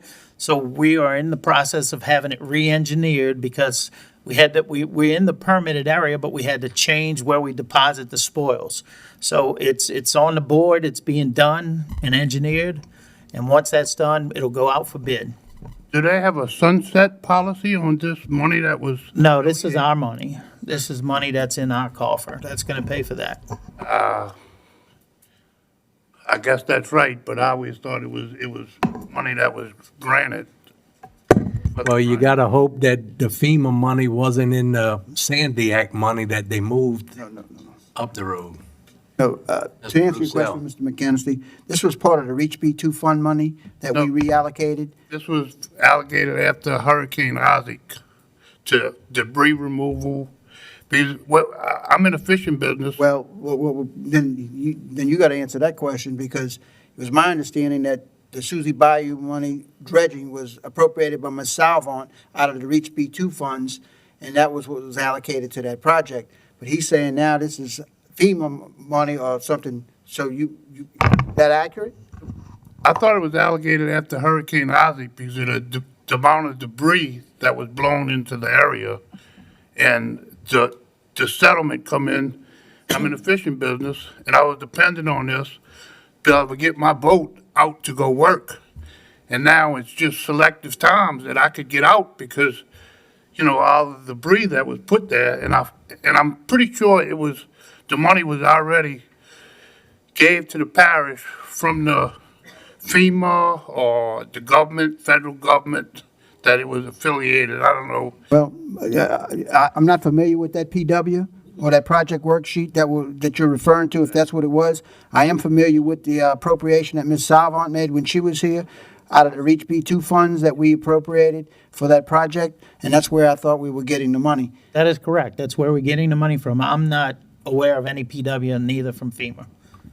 So, he could look into it and see if there's a PW, but to answer your question, there was, just as Mr. Helmer said, there was some redesign because of issues that somebody said they didn't want to spoil on their property, and we found that to be different. Mr. LaFrance did some research, and I think it's being reworked, so. A dredging project is a removal of settlement or dirt. It seemed like, it's But been, you have to have a disposal area that's permitted. okay. And once you get the permitted area for disposal, that's what the project is bid on. It was my understanding that now they're looking for a different disposal site because of some conflict they had with the owner where the material was going to be disposed. Now, this is Mr. LaFrance's project that he inherited from Ms. Salvant, and that's where I believe it's at, and I'm going to leave it at that because it's really not in my district. But Okay. We do have a disposal area that's been identified, and it's in the permitted block, but it has to be, May I ask who's the property owner? I don't know that information offhand. So look, can we have, Mr. Ken Dugas either email me or have all the answers prepared for me at the next council meeting? Yes, sir. Thank you. And if you would, I'd like it to be on the next council meeting, I'll have, and I'll come with the force. I'll I'll bring have the posse with me. Because I ain't the only concerned citizen that has this problem. when you come with the force, bring the glasses so you know who's sitting where. So when you want to start shooting the arrows, you know where to direct them. I'm just trying to break the mood a little bit. Thank y'all, and I appreciate it, and I'll be glad to see y'all at the next council meeting. Thank you. thank you, you Mr. very much. McCansby.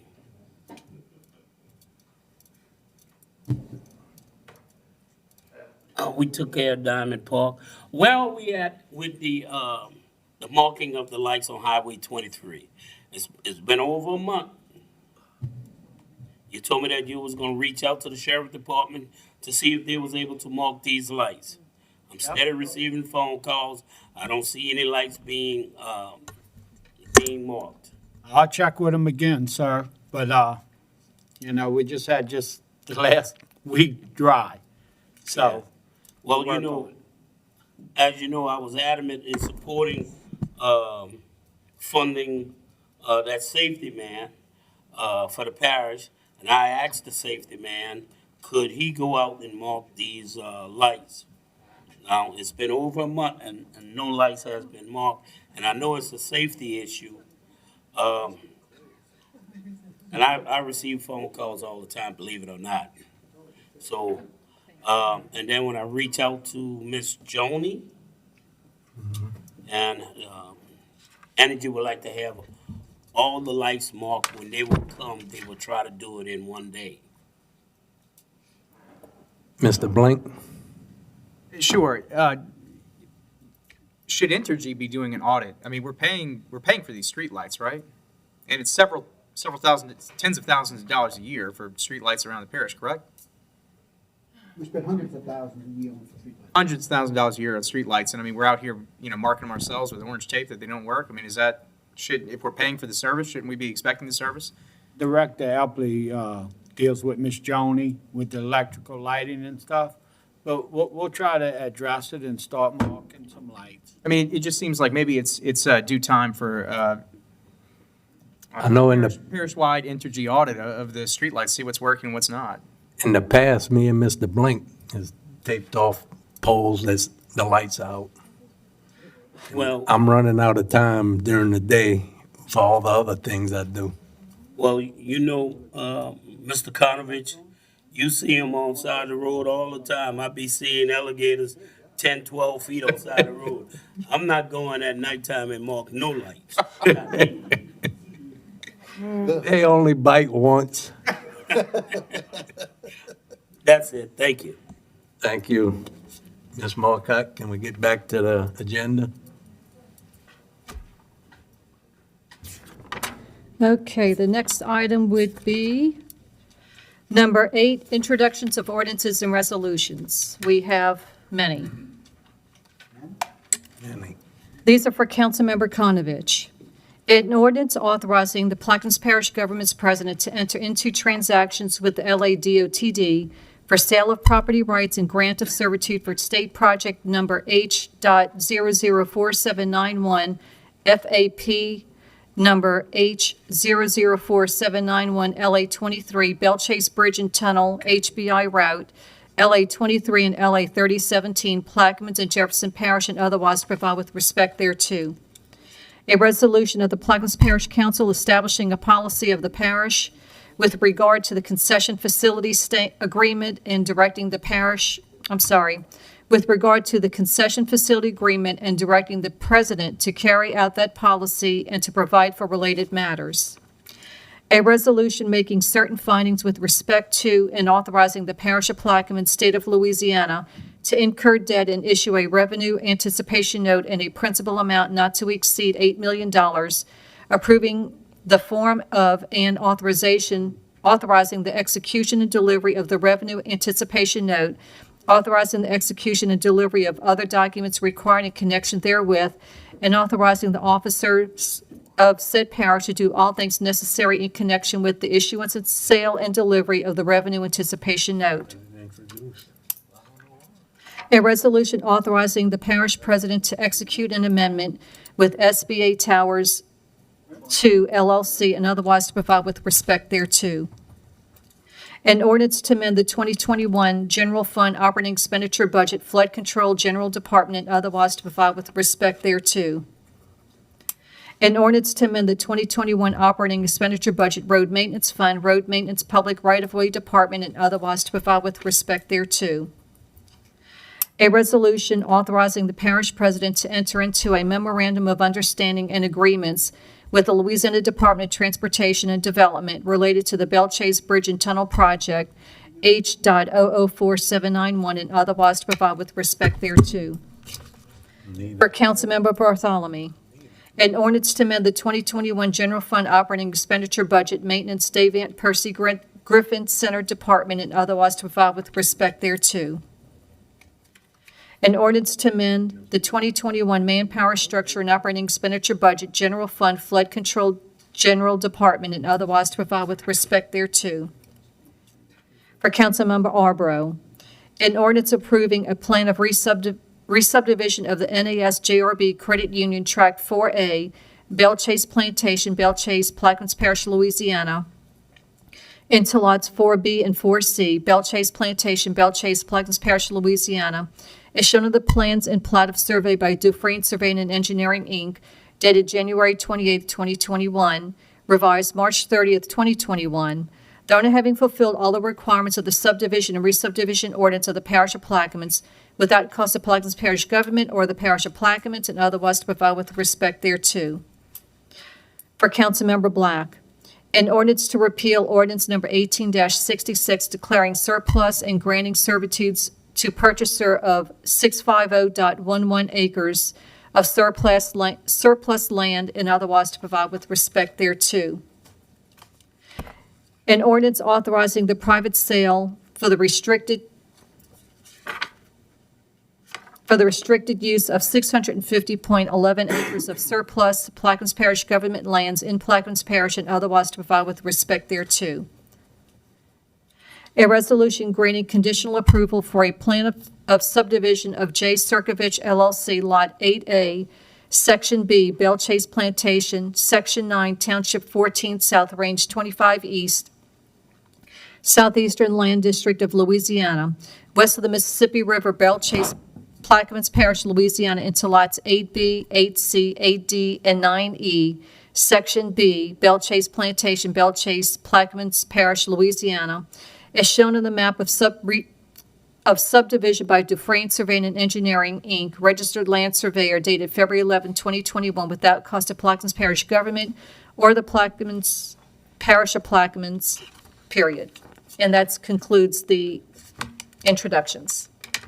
Thank you.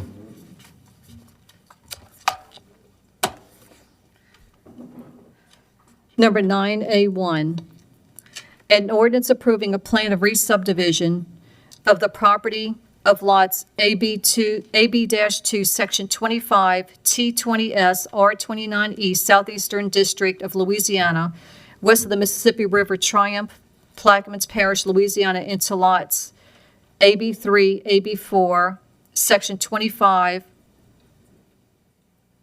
T20S, R29E, Southeastern District of Louisiana, west of the Mississippi River, Triumph, Plaquemines Parish, Louisiana, is shown on the plan and plat of survey by Dufresne Surveying and Engineering, Inc., dated January 15, 2021, the owners having fulfilled all the requirements of the subdivision and re-subdivision ordinance of the Parish of Plaquemines without cost of Plaquemines Parish government or the Parish of Plaquemines, and otherwise to provide with respect thereto.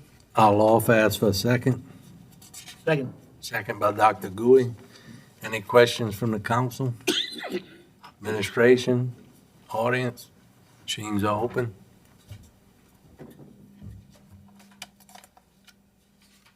Councilmember LaFrance. Passes 7-0. 9B, an ordinance to amend the 2021 general fund, manpower structure, and operating expenditure budget, Director of Operations Department.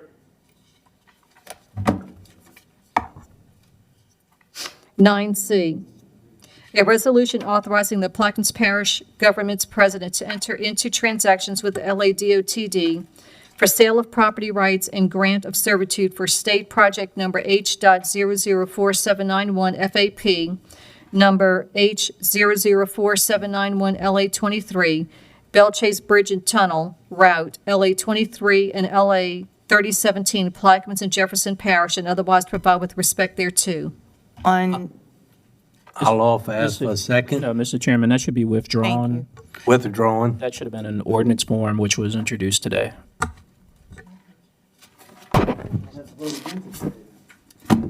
9D,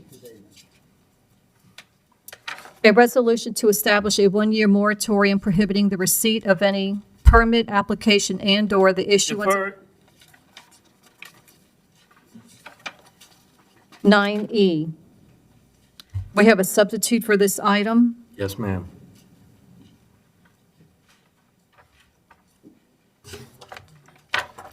A resolution urging the state of a resolution urging Louisiana State Legislature to enact legislation to provide that the official website of a parish, municipality, or school board be the official journal for the respective parish, municipality, or school board, and otherwise to provide with respect thereto. I'll offer ask for a second. Second by Mr. Roussel. Any questions from the council? Administration? Any comments from the question, from the audience?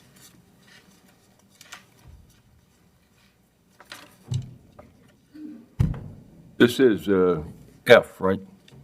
E. E. I'll wait. F. I'll wait. Any other comments?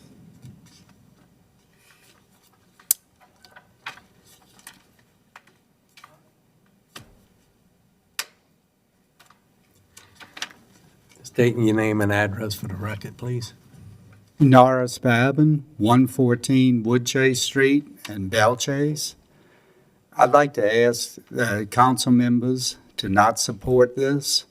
Of course, the business is, my business is the Plaquemines Gazette. We've been the official journal probably as long as there have been official journals. The paper is 92 years old. I would imagine we're the oldest business in Plaquemines Parish. We have been the official journal supplying the official record for the parish through many, many disasters. The rate is set by the state legislature. It hasn't changed since 1992. As part of the Louisiana Press Association, we strongly have supported legislation that has allowed the Press Association to establish a website where all official journals in the parish upload our public notices. You can go to the state website and search with a data searchable website for bids for any parish in the state of Louisiana, bids for just placements. You can set certain notifications if you're interested in any particular type of public notice, whether it be in Plaquemines Parish or any other parish, that you get an email or text message about that notice. And we've been able to do this as part of the Louisiana Press Association at no additional cost.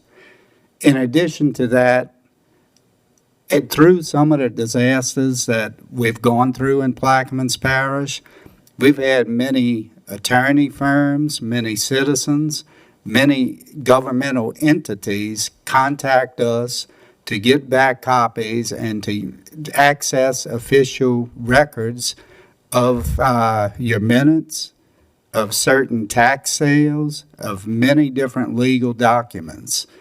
By doing this, you have a recordable record that not only can you say it was published, but you can hold it up, you can use it in a court. I've had people ask about previous charters, if they can get a copy.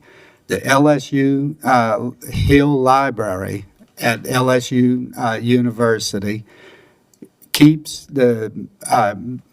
microfiche on every official journal in the state of Louisiana. So you can go back and you can tell specifically what was published and when. I believe we do a good job for the dollars we get. Some may disagree with me. I think dollars are in short supply. I think that's been on display here today.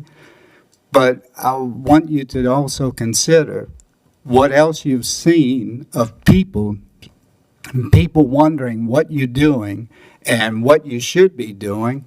We're a good record for everyone, whether you agree with possibly our editorial stance, whether you agree with a particular article that's in the paper. We have an open letter policy that we make all views available, and I think we do a tremendous job to supply an organ that can be used, that can be held up in a permanent record, that something did take place or didn't take place, whether that's a permit application to build housing, whether that's a sheriff's sale, whether that's pulling registered voters off the tax rolls, whether that's unclaimed property.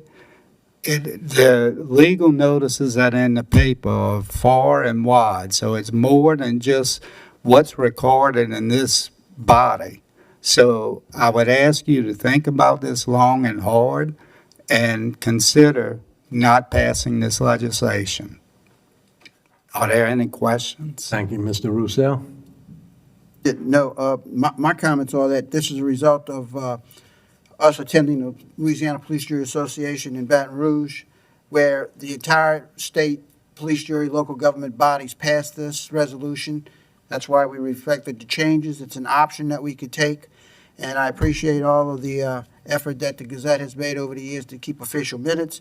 However, the COVID has really exposed a lot of issues to where, people are doing Zoom meetings now.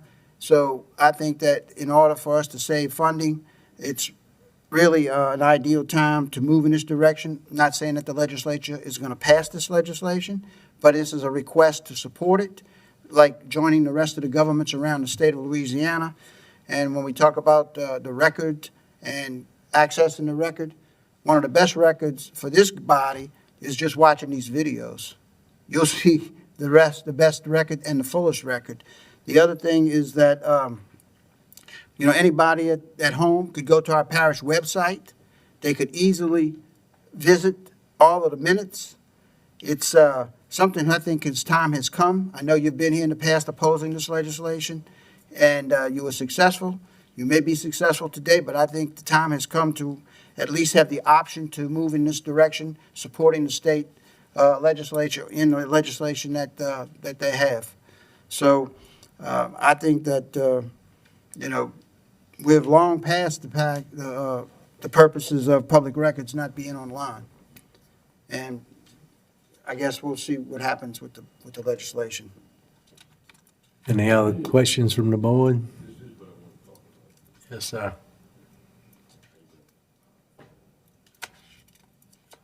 First off, let me say the Gazette does a good job. I think some of the reporting they've done across the board has been fair to everybody in the parish, and it's informed. But I'm, like you, Mr. Russell, I've followed the legislature and what's going on around the rest of the country. It's time for change. We need to move on. We need to move on to more digital aspects of things and have the access available like anybody can get to it. We can save the money in the budget, and I think we move, and I'd recommend you all approve this thing and move forward with the legislature. Thank you. Any other comments? Machines open.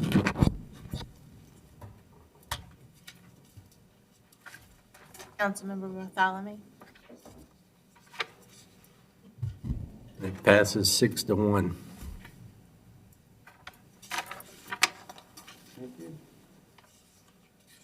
Nine F, a resolution authorizing the parish president on behalf of the Plaquemines Parish government to name and accept the proposal of the Plaquemines Gazette as the official journal for the Plaquemines Parish Council and all of the political subdivisions and districts situated therein, of which the Plaquemines Parish Council is the governing authority. I'll offer ask for a second. Second by Mr. Russell. Yes. Mr. Russell. As the law stands right now, we are awarding you the official journal as the Gazette. You have a monopoly according to the law. And so you also charge the maximum amount allowed by the law. And every year I ask you this, are you going to negotiate your rate? And the answer is no. So you can answer that one more time this year?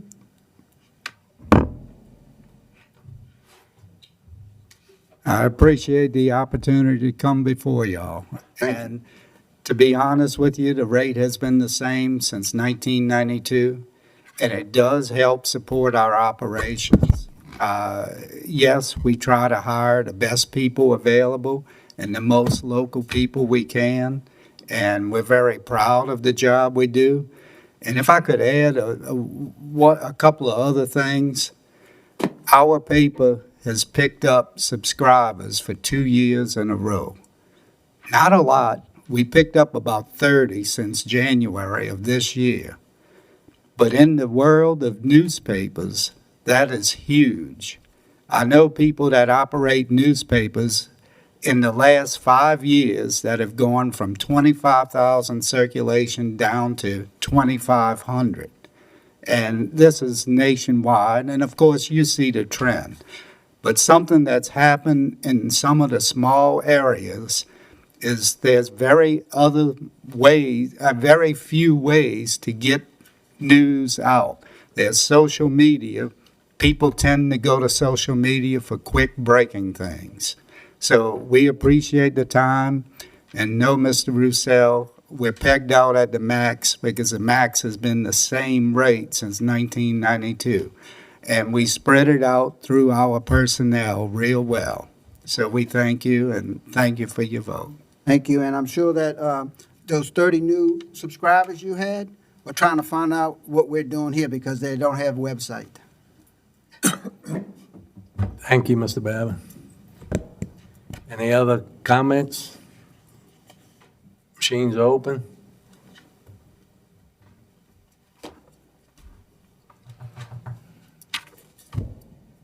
Passes 7-0.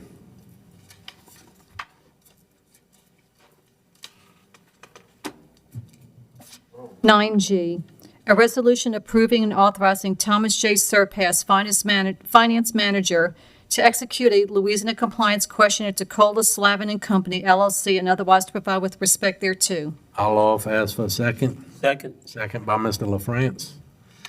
Any questions? Administration? Machines open.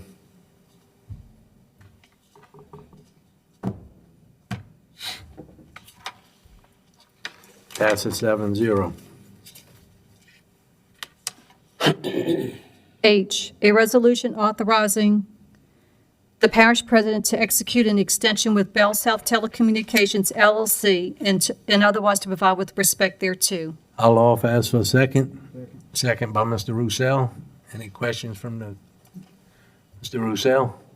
No, Mr. Helmers, you've reviewed this and you're ready to recommend it. I know they were looking for you for a while and they found you. Well, that was for another project, but this is for their franchise, Okay. which they'll pay us the 5% of the gain, but they're looking to expand throughout the parish, so I recommend that we sign the 5-year addition with them.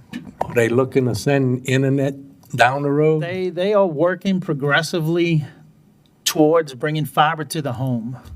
So any subdivision that's built brand new will get fiber to the home, which will give them the top of the line. I don't have anything going to my home in Bureau, so I'll take it. Right. Any other questions? Machines open.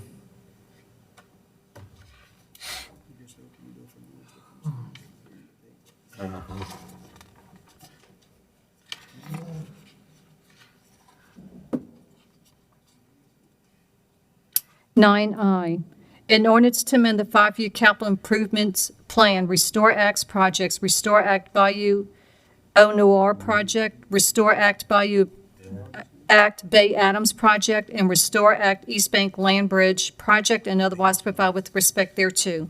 I'll offer, ask for a second. I'll second it, but I would like an explanation for the public. Second from Mr. Blink. Mr. Helmers? This is the funding channels. This is no cost to the parish. This is the projects that have been in place for the monies come from the Restore Act.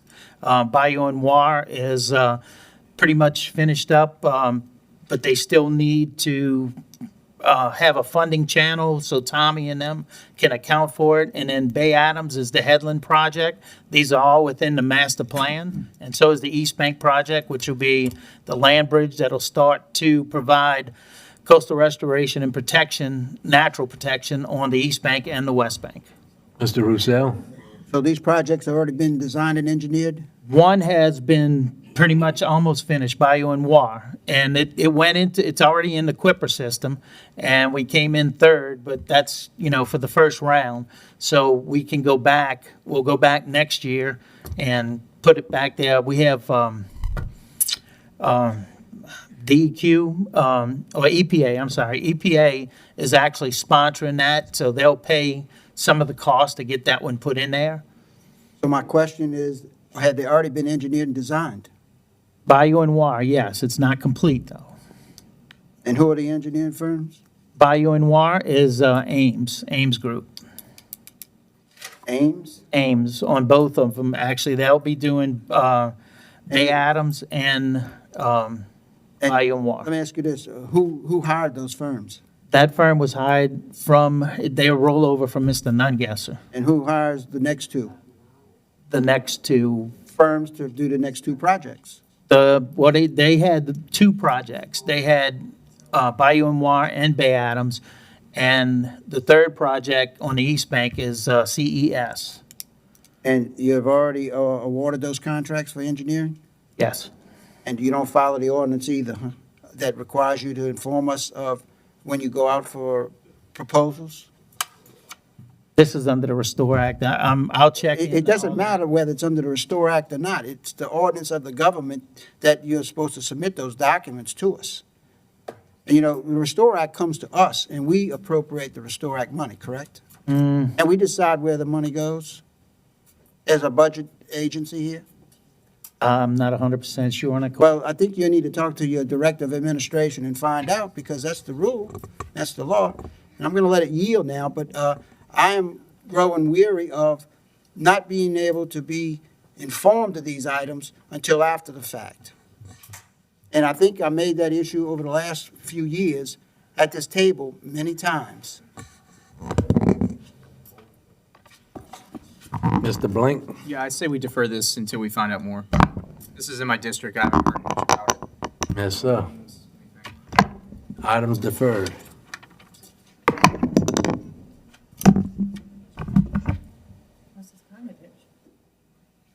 9J, an ordinance to amend the 2021 Manpower Structure Public Health Fund Ambulances General Department and otherwise to provide with respect thereto.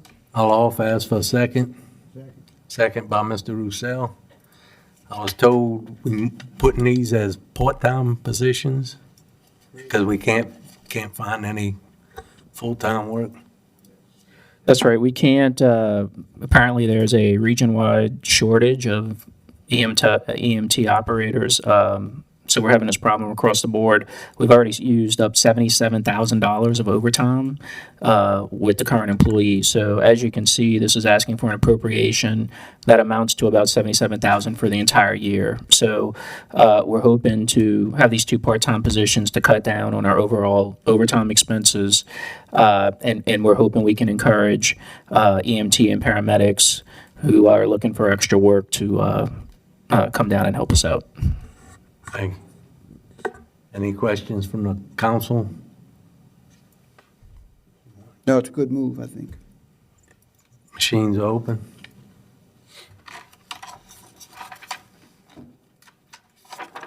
Passes 7-0.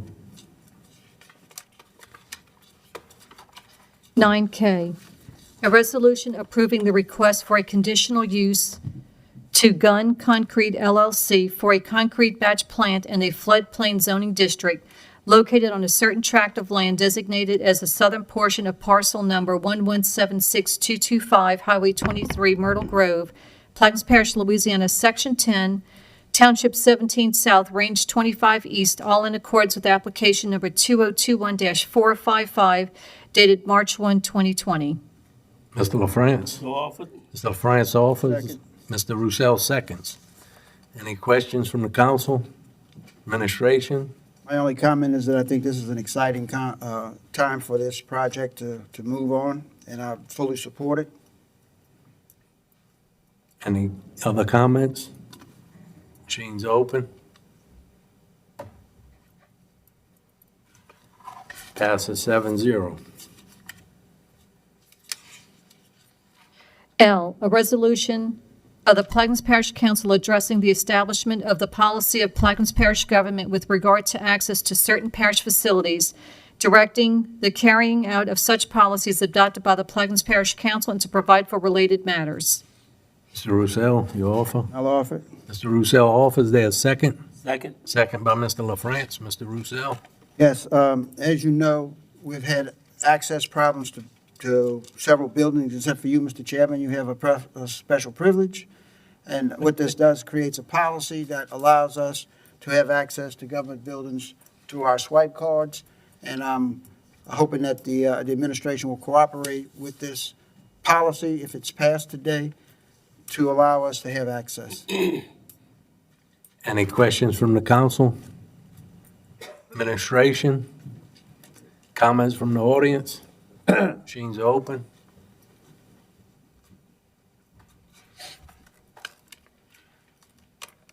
And it passes 7-0. Number 10, approval of the minutes from the April 22nd, 2021 regular meeting. So Offer. Mr. Bartholomew offers, Mr. LaFrance seconds. Any questions? Machines are open.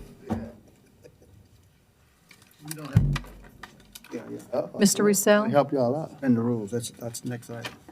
11A. Mr. Roussel?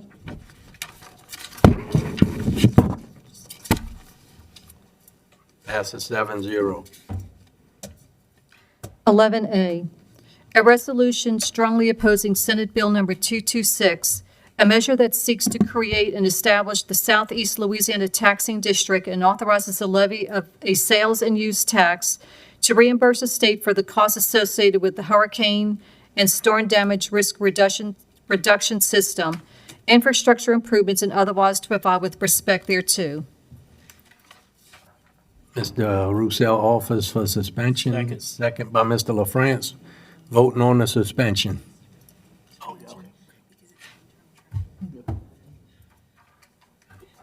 Mr. Gui, Changing the date because of interim training and the people obsolete. All right, thank you. It passes 7-0 for the suspension.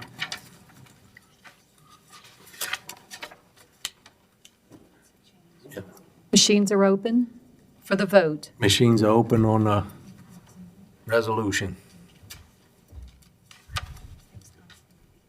I wanted to explain it real quick. What this is a resolution opposing Senate Bill Number 226, a measure that seeks to create and establish the Southeast Louisiana Taxing District and authorizes the levy of a sales and use tax, which was discussed earlier in the meeting.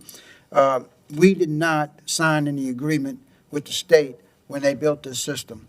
The state signed the agreement, and we inherited it, and they agreed to pay this. Now they are taking the position to pass this sales tax on the surrounding parishes and force us to the table to pay for this.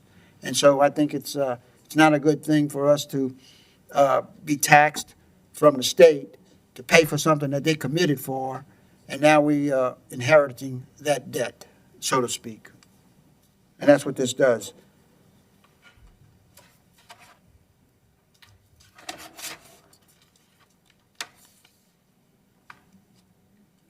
It passes 7-0. Thank you.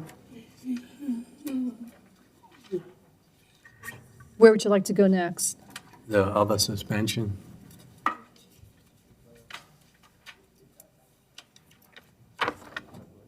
(11A2). A resolution appointing Stacy F. Becknell as Assistant Secretary of the Plaquemines Parish Council and otherwise to provide with respect thereto. I'll offer for suspension of the rules. Second. Second by Mr. Bartholomew. Vote on the suspension.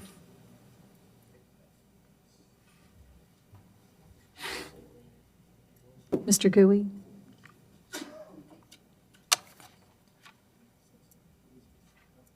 It passes 7-0. A resolution appointing Stacy F. Becknell as Assistant Secretary of the Plaquemines Parish Council and otherwise to provide with respect thereto. I'll offer as for second. Second. Second by Mr. Bartholomew. Any questions from the council? Administration? Any comments from the audience? Machines are open.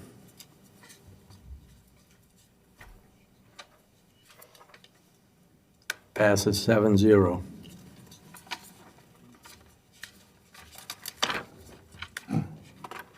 Where would you like to go next? Executive session or? Yes. Oh, well, Oh, yeah, okay. Go to- Can we go to, K? okay.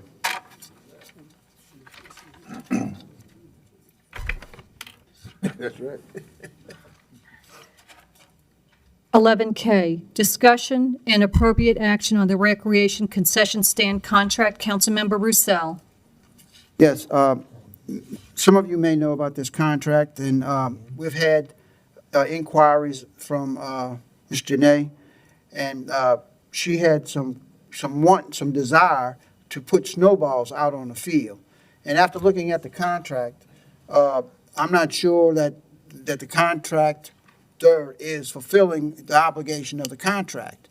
And even if the contractor is fulfilling some of that contract, I believe that there's an opportunity for her to be included in the fields to be able to sell snowballs. And that's the bottom line. The issue that I see here is that, I'm not sure if the administration has renewed the contract. The original contract that I read was it was going to expire at the end of the 2020 football season.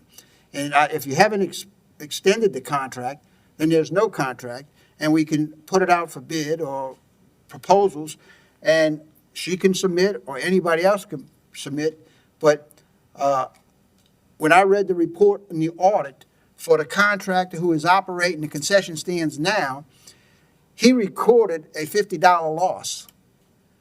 So, which is very difficult for me to understand with all of the cash that goes through that concession stand, that he would want to fight over the contract if he actually lost $50 for the whole year. Because that's the cost of the contract for the year. Yeah, and that's right. He only pays $50 a year for the entire facility.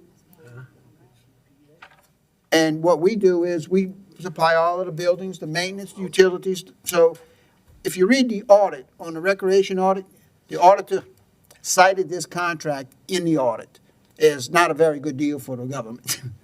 So anyway, would you like to make some comments, Mrs.?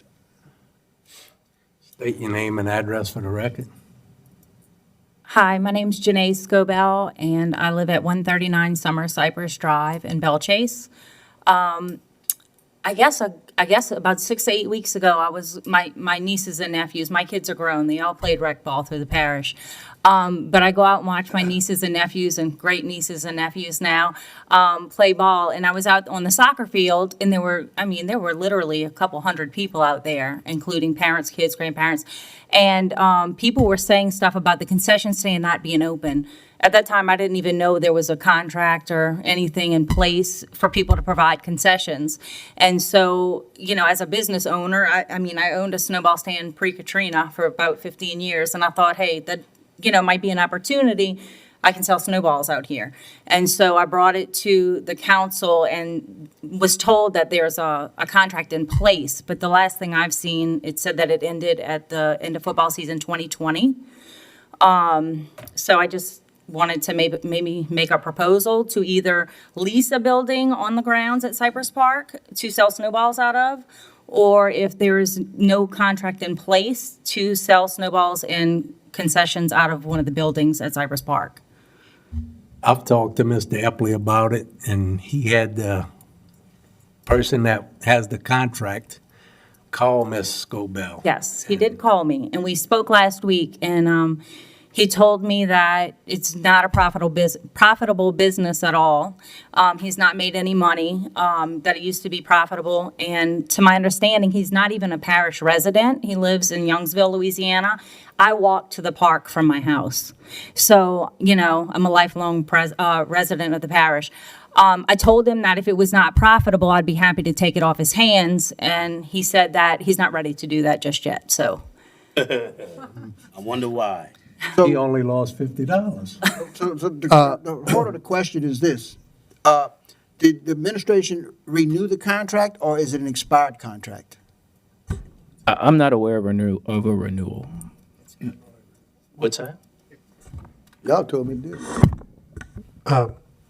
I actually reviewed the contract. It actually has a provision in it that it automatically renews for two-year terms unless either party gives written notice of its intention not to renew. So although the original term ended at the end of football season in 2020, if neither the vendor or the parish notified the other of an intention within 60 days of that they did not want to renew it, it automatically renewed first we're in the first renewal term right now, because it would have gone from the end of football season in 2020 to the end of football season in 2022. Well, So the contract is by the terms of it, it appears to be currently in place. So my suggestion is very simple, that I would ask that the legal department write the individual and put him on notice that we would like to cancel the contract.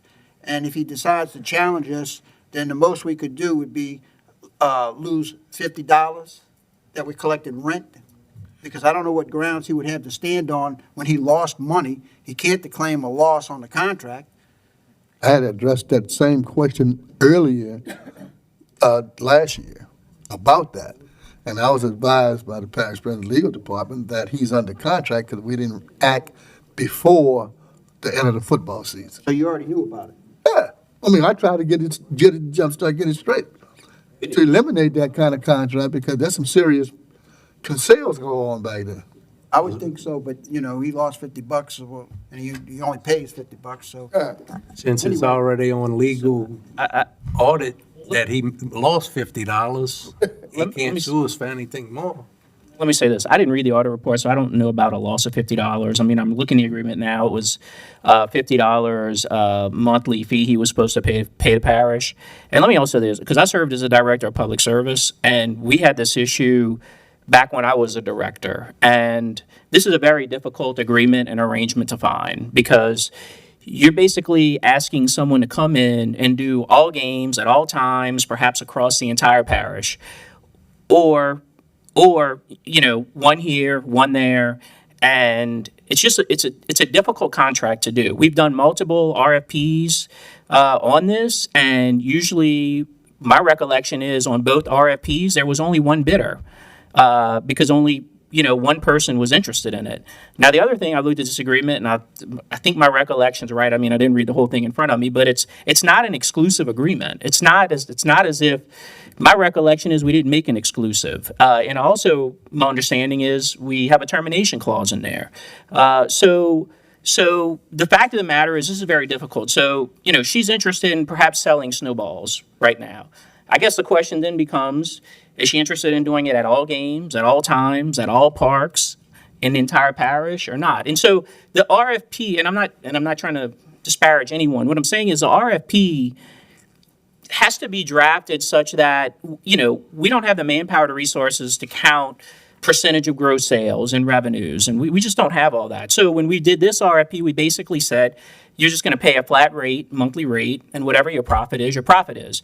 If the council wants to do a gross rate, I'm just telling you from my own experience, that's very difficult to track. I mean, every week someone's got to come in with a book, and you got to review it, and it's a certain percentage of sales, and it's a cash business. I mean, that kind of agreement just never made sense to me and still doesn't make sense to me. So, I would have to talk to Mr. Epley about the overall operations, but we can sit down with the council and see what you guys want to do. All I know is we've done multiple times RFPs, and usually you get one bidder. And then, and if I remember right, when I was a director of public service, the one bidder after a couple of months just fizzled out and didn't do anything. So it's very difficult to do. But I'll work with the council or whoever. We can craft whatever RFP y'all want. It doesn't matter to me. Right. But it needs to be very simple is what it needs to be. And I don't disagree with you, but I do recall that in between the time you left and the time you came back, we worked with the Booster Club, and the Booster Club ran that operation, and they did a fairly good job. And what they did was they did give back to the program by buying trophies and ribbons and all of the things that, people expected at the time. And so the booster clubs, if they're not feasible to do booster clubs and there are not enough people willing to work with it, my recommendation is, first of all, it doesn't cover the entire parish, the contract, from what I understand. And if it does, he doesn't fulfill the contract in other sectors of the parish. All he does is the Cypress Park. Right. Well, we didn't have any other bidders, so it's not like. I know, really, I'm not arguing with you. I'm just trying to get to but I'm the just explaining next point.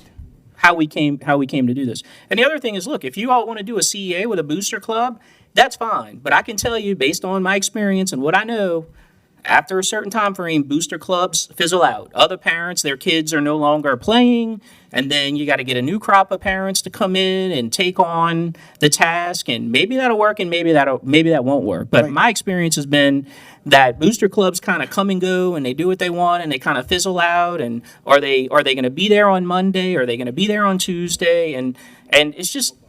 I'm just being honest with you. It's a difficult thing to do. But if y'all want to do a CA with the booster club and I think it would be our dream to give it to a CA with a booster club and let them manage it all. I'm not suggesting any of that. I'm not interested in forming a booster club. You Right, know what I'm saying? But, yeah, I do. but And, look, Yeah, I was just here to propose, to open a snowball stand and maybe pay a monthly rent or something for one of the buildings, and maybe work something out so that I could give back a little bit to the rec department.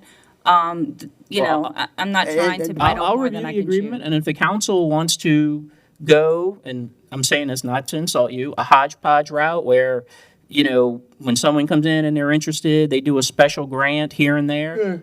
You know, we can look at that. We can work on that. I mean, Well- I don't, My point is this, I go out there with my granddaughter for the soccer games too, and nobody's there. well, And we missed that opportunity Right. for many, many parents that she just explained. And I'll be honest, Mr. Russo, I'm not going to dispute that. I mean, but that is the problem. These operators, they typically go when there's like 10 games or 20 games a day, and getting them out there for one night game Oh. or here and there, it's just difficult. I'm just, Yeah. Well, I mean, I live down the street. This man lives in around the Lafayette area, so I guess it would be a little difficult for him to get down here every evening. well, the problem is it was an RFP, so it doesn't really matter. That's the person who responded to the RFP. Right. So No, I get that. I get that. So let's end this real quickly. Like, would you mind sitting down with Ms. Janae, trying to work this out to where we can accommodate the snowballs for sure?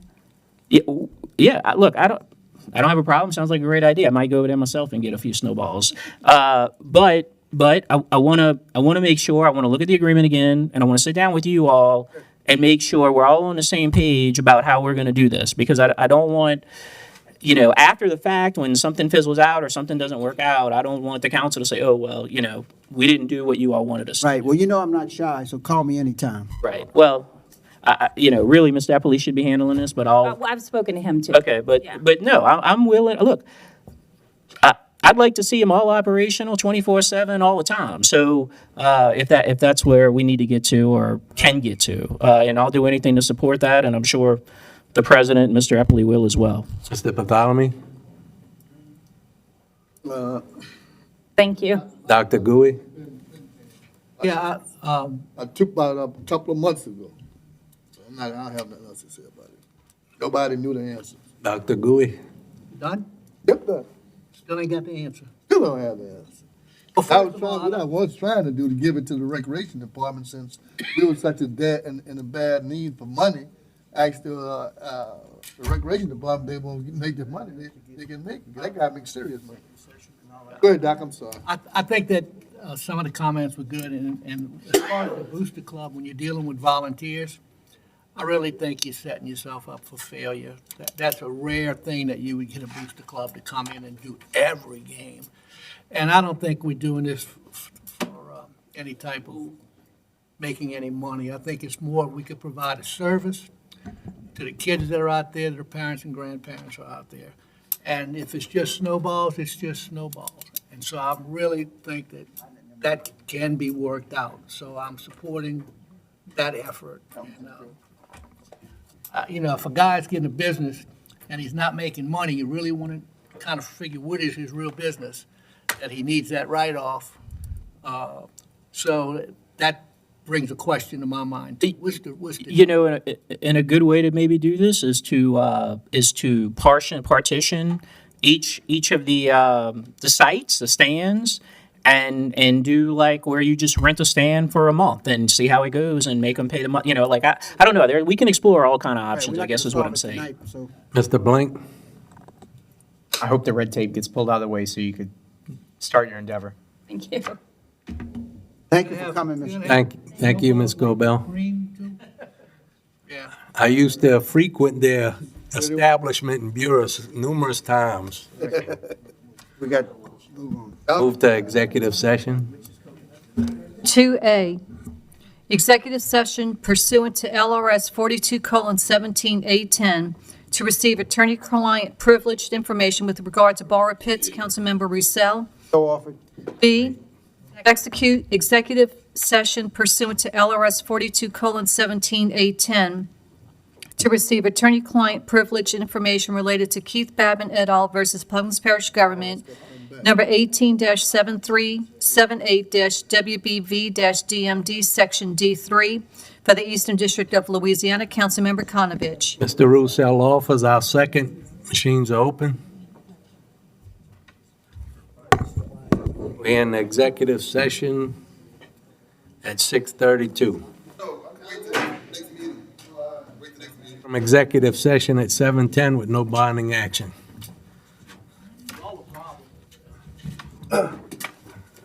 Ms. Marcotte, Yeah, they're the problem. you could defer District 9 update. You know, it's something. 11C District 8 update. He has nothing. Oh, sorry. I have nothing. Discussed it. District 1 update, we've already done. F, District 5 update. Defer.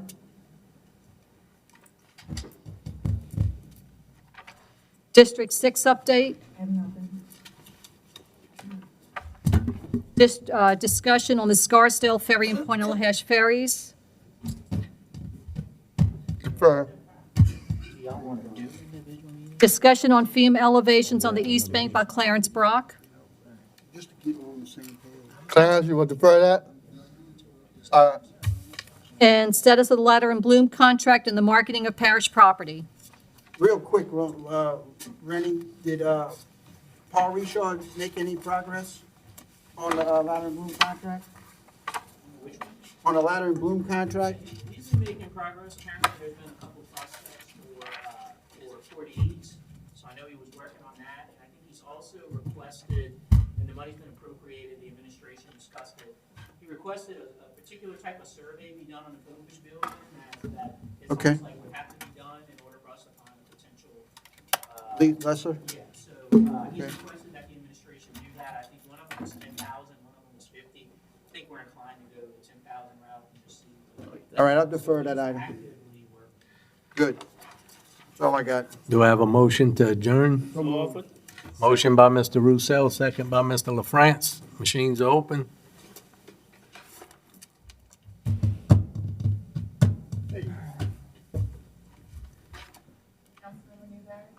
She's out.